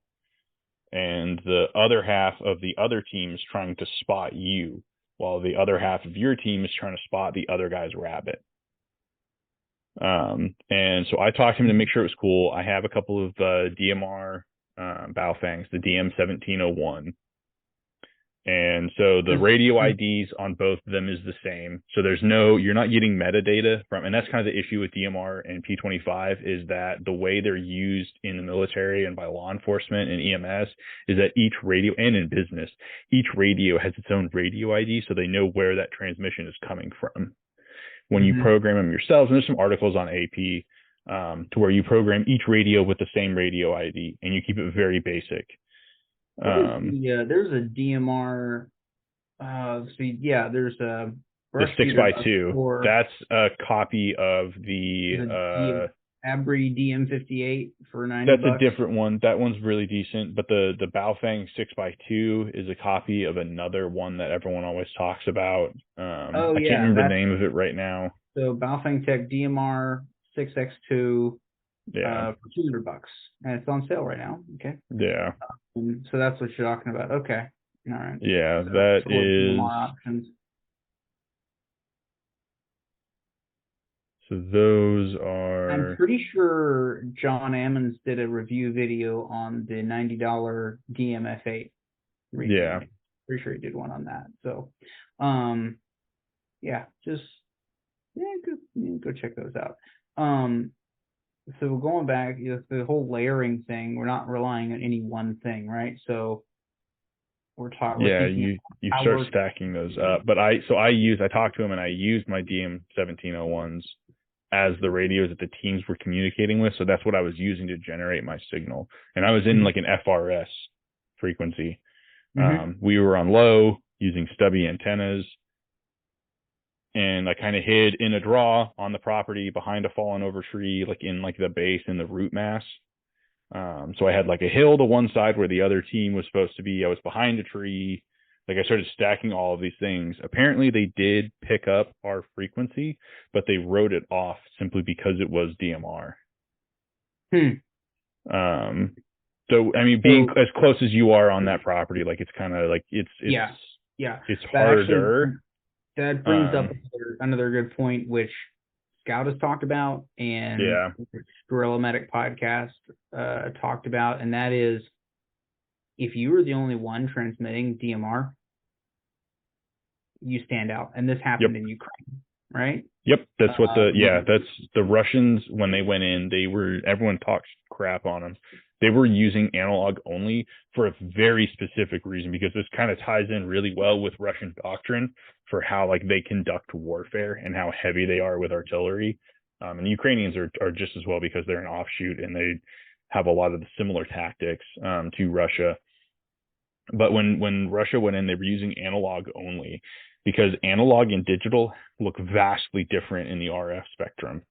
Looking on like an SDR, looking at the actual wavelengths themselves on the waterfall, they look vastly different. And so you can keep you can identify very quickly whether or not a transmission is from someone on your side or someone on the other side. So it's a form of PID if you're strict about it, and they were very strict about it, and they only used analog. So that way, whenever they saw digital transmissions, they knew instantly that was their PID, that was an opposing force. They would DF it, and once they figured out where it was, they would call in an artillery strike on that location. Yeah, so essentially, if you wanted the Eye of Sauron on you, you keyed up a DMR radio. Yep.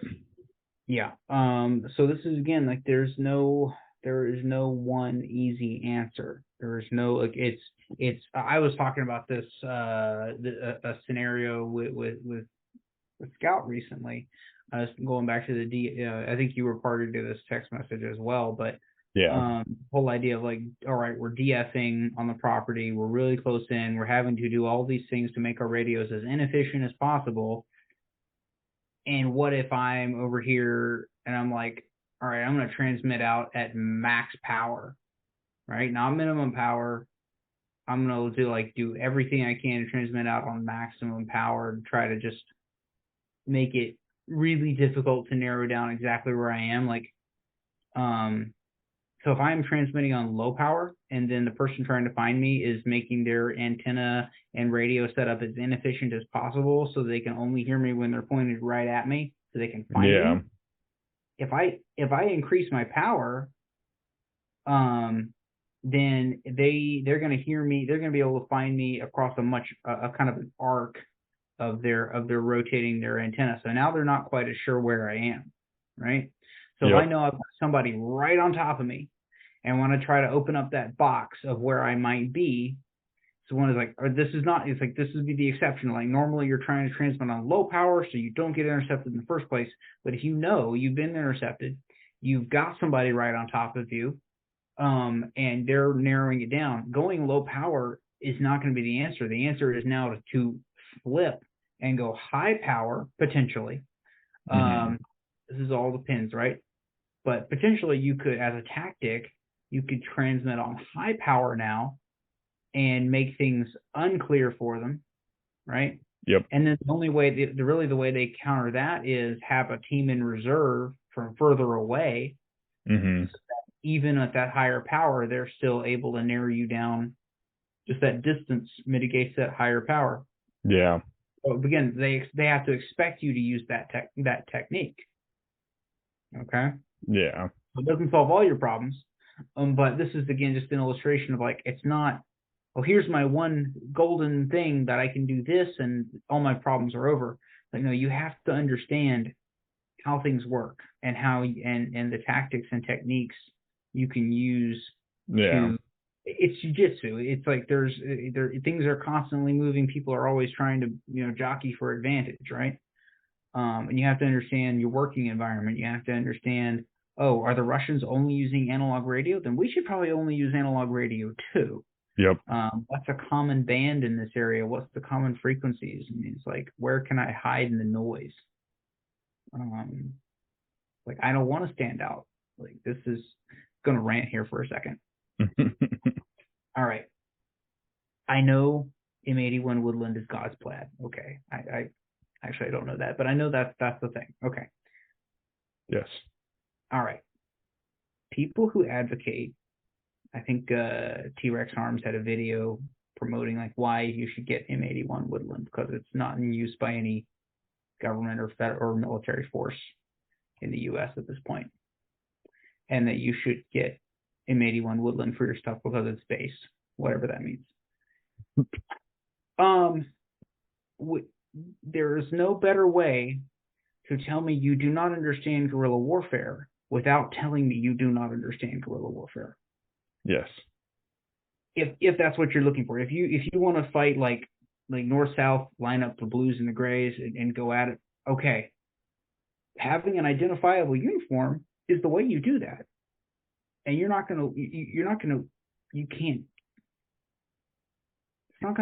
gonna go well. So like what your preference are, this has nothing to do with your preference in camo. All right. There's a reason I nearly exclusively use hunting camo. But my point is, I wouldn't even say everybody wear mossy or everybody wear real tree, whatever. I think you have a better chance of blending in with the populace. But this whole idea of let's all wear the same color clothing because these other people don't wear this clothing, but we're all together and we're all based. That's not a good plan. That's again, this reflects a lack of understanding. Anyway, that's just my rant. I'm just like I don't know where to start with. I don't know where to start with people on things like that. Like, Yeah, it's as a business plan, it's good. You're going to sell a lot of M81 Woodland. Yes. If that's your goal, mission accomplished. Yeah. If you're trying to facilitate any kind of like what you say you're trying to facilitate or trying to enable. Yeah, no.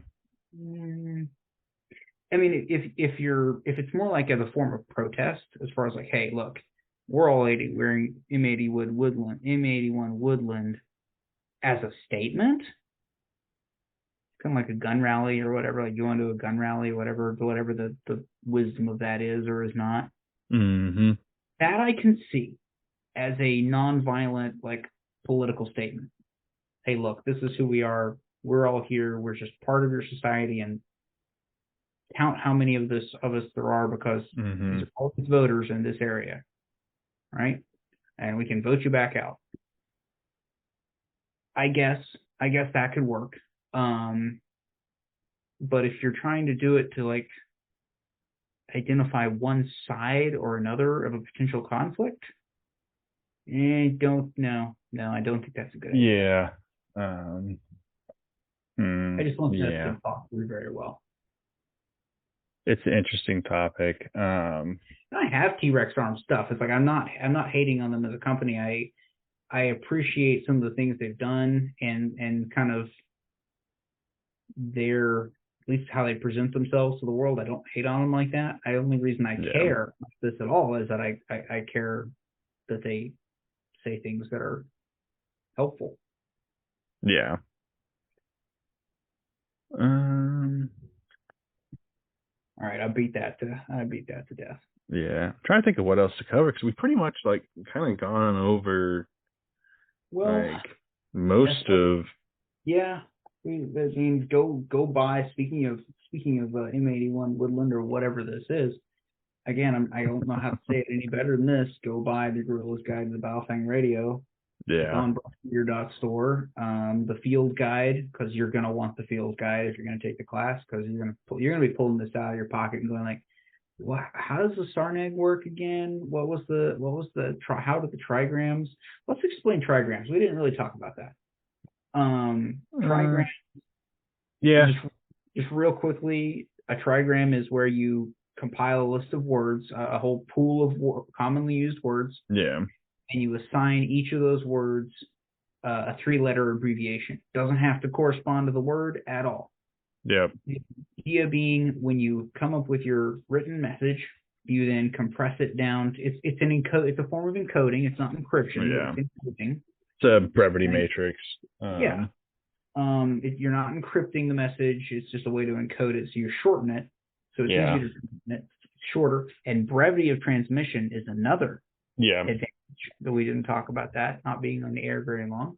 It's really handy when you're using one-time pads, because you take like a 5 to like you take a phrase that takes up like 5 to 10 words. Like it's a lot of individual letters, and each letter is getting like turned into a number and then encrypted and then like transmitted. And you take that and you break it down to like each word is a 3-letter acronym, or like maybe like a couple of words becomes a 3-letter acronym, or not an acronym, but a 3-letter like abbreviation. And then you take each of the letters in that abbreviation. And those are getting encoded. So you're taking this like large transmission and decreasing it down to a very small thing. And when you're doing a data burst, it's already relatively short, but you're trying to make it as short as possible. It's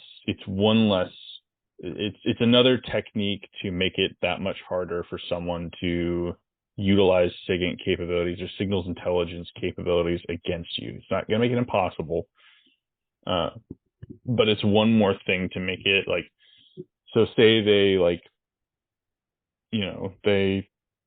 they're ever going to break a one-time pad, but say like they get a hold of the other thing, like the other set of pads, and they decode it. Well, now you just have a bunch of gibberish, and unless they have the other end of that brevity matrix as well, they're not going to know what it means. And by the time they figure it out through all of those things, the stuff that they've gained from that transmission is no longer actionable. They can't do anything with it because you've already done the thing you were going to do. Mm-hmm. We're not like planning big things over ops. Like I know the U.S. military really loves to do like battalion-wide syncs, which is like basically big meetings for what they're going to do for that day or what they're going to do for that week over the radio. This is not what we're doing. We're like very specific reasons why we're talking, sending reports, maybe sending vital signs and other information for telemedicine. We're sending very specific data, and we're trying to limit that to only what is absolutely necessary to decrease the length of our transmission. Let's say I'm moving my casualty from like a casualty treatment stage 2, which we'll discuss that rather interesting thesis paper in another episode. So let's say we've gotten our casualty past stage 1, they've had their buddy care, they have it care, they've been in prolonged field care stage at stage 2, and I'm trying to get them to damage control, resuscitation, damage control, surgery. So I'm trying to evacuate them in the back of a truck or van or whatever. All right, I need to, unless this has already been pre-staged, I need to let whoever I'm going to know I'm coming. Yeah. Or I need to let them know where to meet me as a cutout, so I'm not going straight to somebody's following me. I'm not going straight to the next point, right? Yeah. So we need to be able to say, all right, even if there's a set of predetermined locations, which there should be multiple predetermined locations, I need to be able to transmit briefly in a rapid and encrypted manner what that location is. It's like, it could just be like location A, location C, whatever it is. It could be a grid coordinate, could be anything. And so becoming brief, and this is where, you know, and Scott will talk about when you break down communications, and correct me if I'm wrong on this, but there is sustainment, which is just it's not sensitive, it's just your everyday communications. It's just doing things that to day to day, right? There's tactical, which is going to be all like what's running around in your chest rig. Could be HF if you're doing Skywave, I guess, but it's basically running kind of things. And then there's covert, and covert is preferably dead drops, honestly. It's something very old school, but it could be using something like this where you have a one-time pad and you're sending covert messages. If you want to see an example of this other than watching the Americans, go watch go watch the 2 episodes. I can't remember which is the beginning of the 3rd or 4th season of The Unit. Go watch some of the episodes following the beginning of that season. Paradise Lost is the part 1 and 2 of that, and they show these guys relaying, using one-time pads, relaying a message through various radio stations. These old, like, former unit guys retailing for one day only, relaying messages via one-time pad, and they have an assassin basically taking this whole relay apart by looking at the frequency and like tracking down the next frequency in the chain and taking these guys out. Okay, so it's a very brutal lesson in what happens when the stuff is compromised. So sustainment, tactical, covert. The Americans is another good show for that. As far as there's a lot in there, but that's one of those that Scott recommends as well for that communications. It's not as exciting, and you don't get the immediate gratification that you do with shooting or lifting or running or anything like that. Or even growing your garden. But it is worthwhile. Go look at, again, I say it one more time, Guerrilla's Guide to the Baofeng Radio. Get Guerrilla Dispatch Volume 1 and 2. Those are available over there at the store as well. Get the U.S. Special Forces Antenna Handbook. And, go get those 4 books. And I did write, I think it was the last chapter of Volume 2. Not making any money off of this, guys. Most of this is like either small unit tactics, thermal stuff, or a lot of it's radio stuff. So very, very valuable. It's not the kind of thing that that good comrades are going to have, or going to be allowed to have. So get your dead tree version while you can. Yes. All right. Man, so I think we hit the brevity matrix. We hit the one-time pad. We hit the brevity matrix. Talked about mitigating EW. We did talk a bit about SigInt and some of that stuff. And we pretty much labeled all of it. There really isn't, like, I think there probably is, before I go say that there probably isn't a packing list for this, but honestly, there is. A notebook, pen or pencil, comfortable clothing for walking in the woods. I think most of us can swing that. That's it. Everything else he provides. Building antennas. There's radios to do the radio thing. Like tablets for all of that stuff. Like I would. I mean, you don't have to. You can wait until you get a chance to go to Walmart or locally.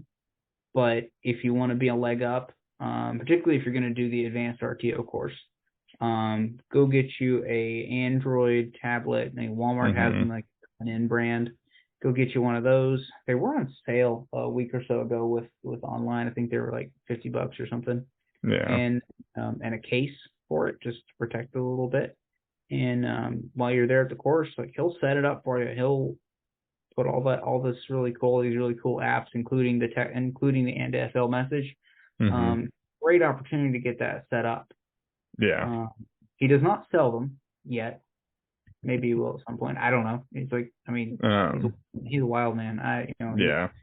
He's gonna have a new radio out here soon. That will be interesting to see. I'm excited. It's already listed on the website.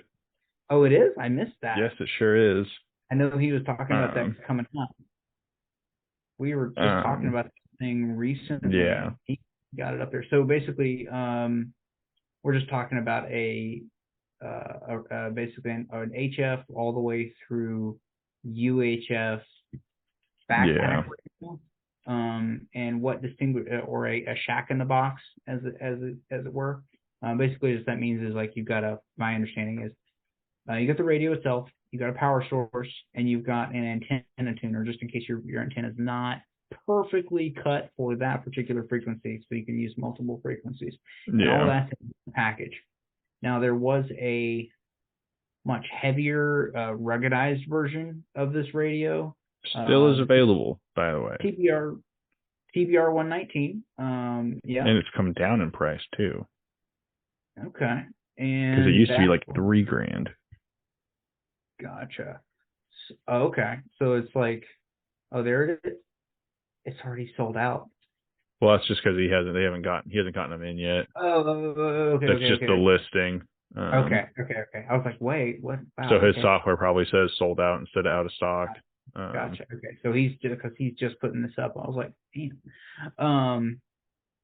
Yeah. So he himself has the TBR 119, which he's written an article about. That's a couple $1,000 radio. That's a little bit much for most people to try to get into, as a purchase. This one, okay, he's offering it, yeah, pretty good price. This non-ruggedized version, at $725.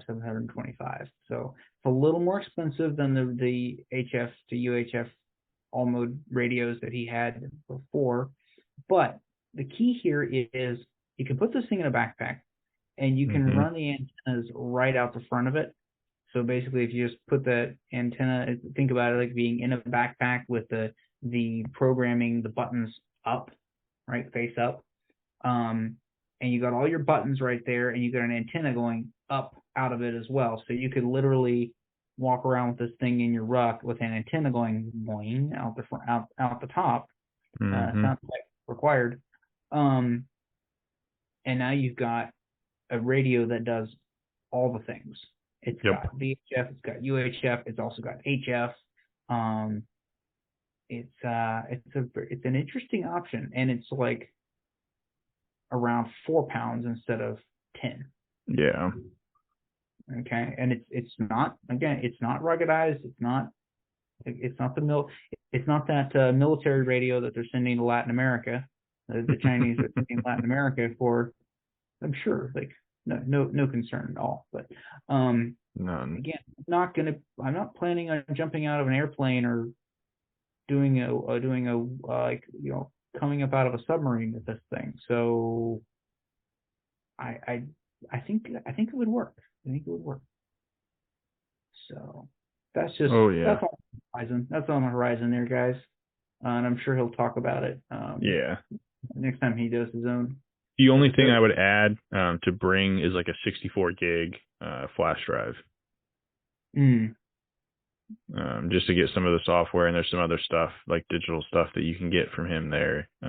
Or if Patriot Man's there, he has some stuff he'll hand out, and you can just hand him the flash drive, and he'll put it all on there. Patriot Man's got some articles in volume 1 at the very least about like using encrypted emails and all that kind of all stuff that's well outside of my area of expertise. I mean, these are the guys that for the reason that I even started. I got a Proton Mail account, and I know there are issues with that. I know they like Toot and Oda, so I should work on doing that. You know, I don't think any of us are doing. I don't think any of us are doing any of this perfectly well, all the time. But we're all there. We're all trying, and we're trying to help each other along as we go. Yeah. All right. Yeah, I think we hit everything for the class. Megmedic, what do you have coming up? What do you have coming up this week? What do we have for additional episodes this week? We have another one. We will be recording Friday, our first interview. I'm really excited for that. No, it is not Joe Dolio. I know we've talked about that in the past. It is not Dolio this time yet. That book's still as far as of this recording. Let me check Amazon. I do not think. Still waiting for the artwork per Joe on Council and Future Conflict. Wow, that's lame. Which again, if you're not listening to Council on Future Conflict, you're missing out. Go check that out. Yes. So that book still has not hit yet. But I don't want to give everything away just yet. So it's a really good interview. It's really applicable. I'm excited for it. He's personal friend of both of us. Yep, he's a good dude. So actually, I'm excited for that one. Somebody I met through a Brushbeater course. Yes. Yeah, and he's got a class he's gonna be coming up to do. He's going to be going to a Brushbeater course here soon. So I'll be interested to pick his brain about what he thinks he's going to be doing next. Yes, he is. Yeah. He's got his own areas of speciality, and he sent me some of his products, which are very well done. So I'd be really excited to talk to him about that on Friday when we record that. And then, what do you have on the calendar? You yourself. Let me pull up my calendar right now. You guys can probably hear me typing. So we have November 4th and 5th. We have the 2-day TC3. And then November 1st through 3rd, we have the Partisan Lifesaver coming up. So both of those should be a damn good time. I know I've gotten a chance to be in on the TC3, which is going through like March algorithm. So they basically addressing life threats, right? Massive hemorrhage, airway, respiration, circulation, head trauma, and hypothermia, right? To kind of go through that, you bring all the practice stuff. This is there at the G Camp. Yeah, both these classes are at the G Camp. Yeah, and then if I remember correctly, doesn't the military recert on TC3 every couple years? Before deployment, generally units will try to train on their own. But the big standard is before deployment. You have to do an 8-hour course.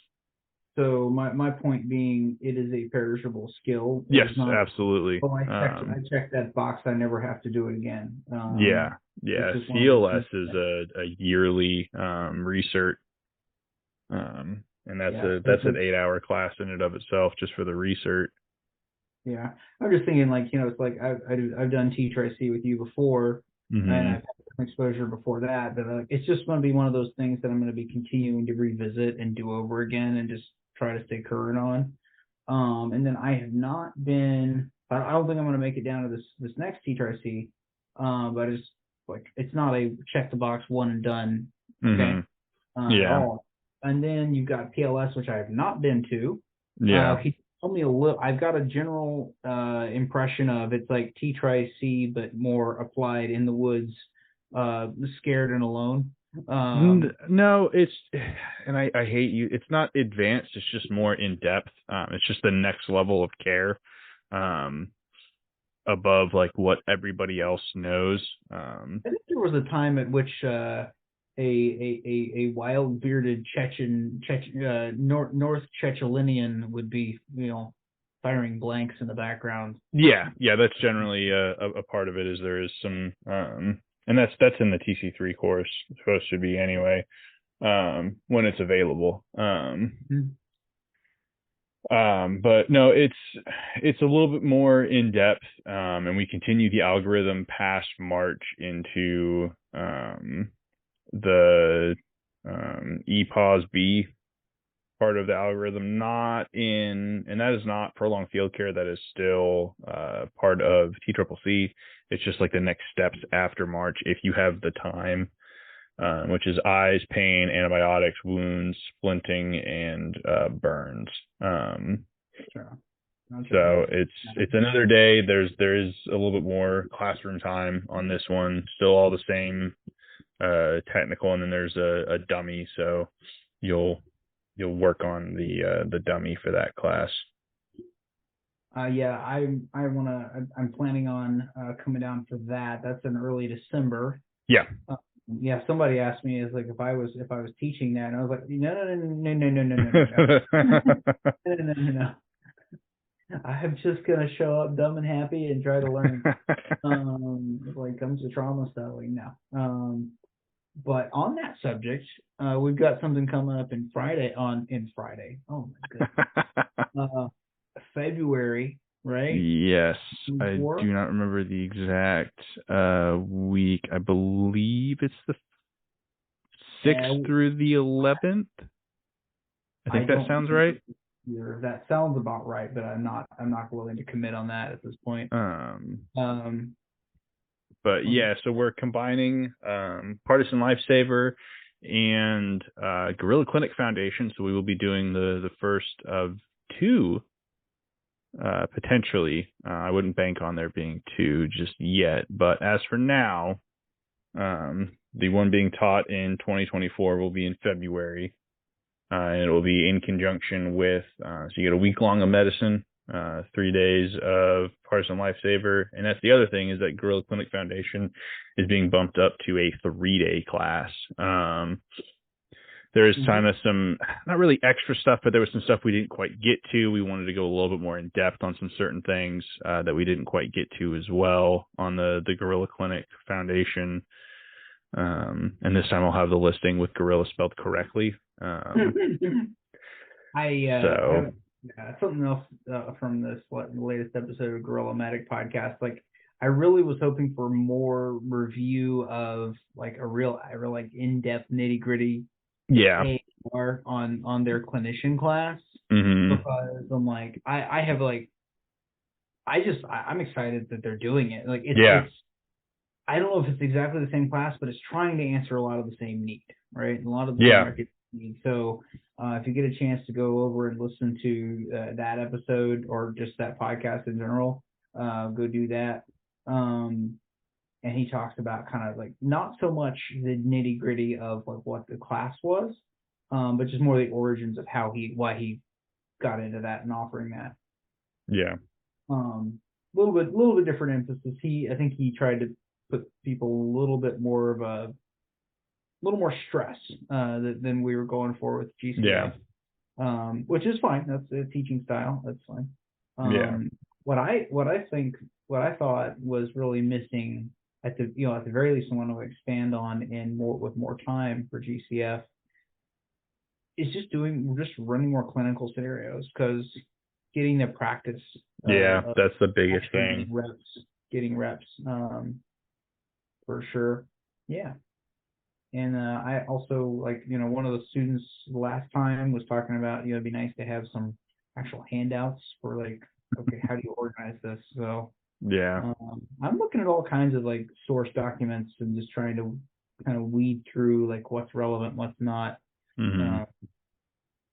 So it's very exciting. It's like I was never this into research when I was actually in residency. Actual like official academics. I was never this amped to like, let's go find some papers and let's go look at the reference material and come up with our own stuff. I don't know. I just couldn't. How excited can I get over like, do you use this? Essentially fine like IV fluid to rehydrate, or do you use this essentially? It was like, I just don't care. But like, you give me this huge problem that there's no way that I can solve all this, but I can get my little swing at it.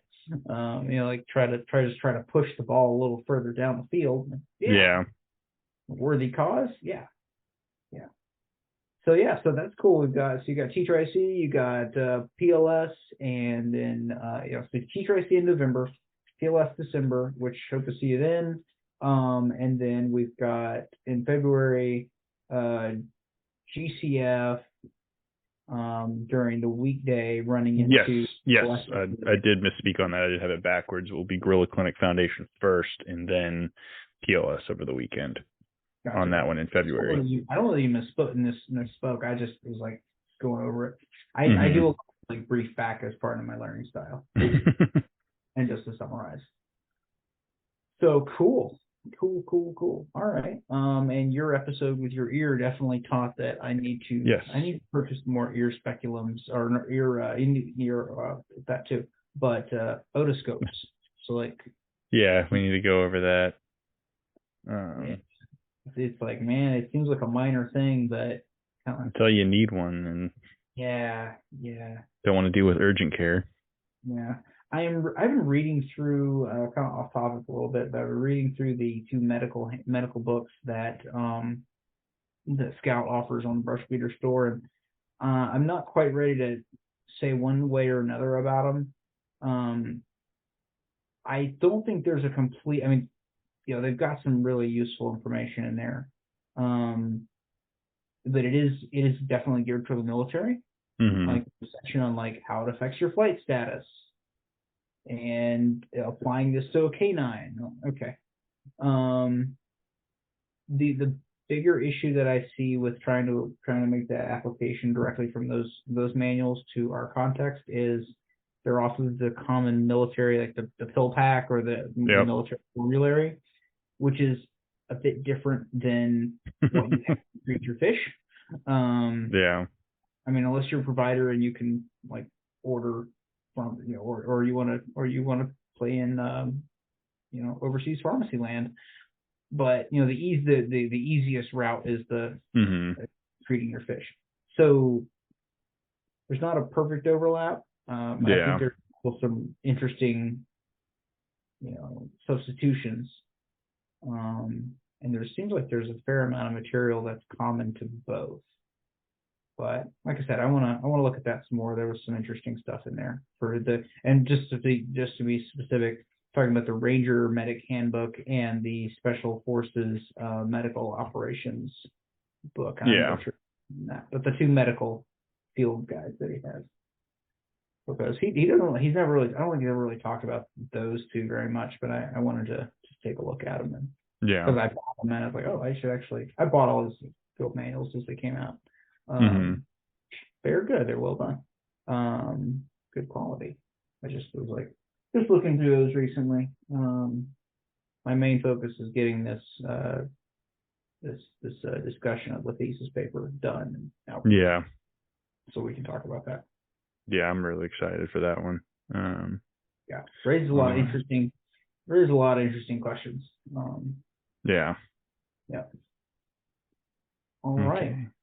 Well, I don't have anything else. I don't think you do either. Just to say thank you guys for listening to this natter on, and I appreciate Mac having me on. I enjoy this. I look forward to it. And hopefully you'll get some value out of it. If you're thinking about, particularly whether you're thinking about going to the RTO class or not. All right. Okie dokie. All right. Catch you guys next time. All right. Talk to you later.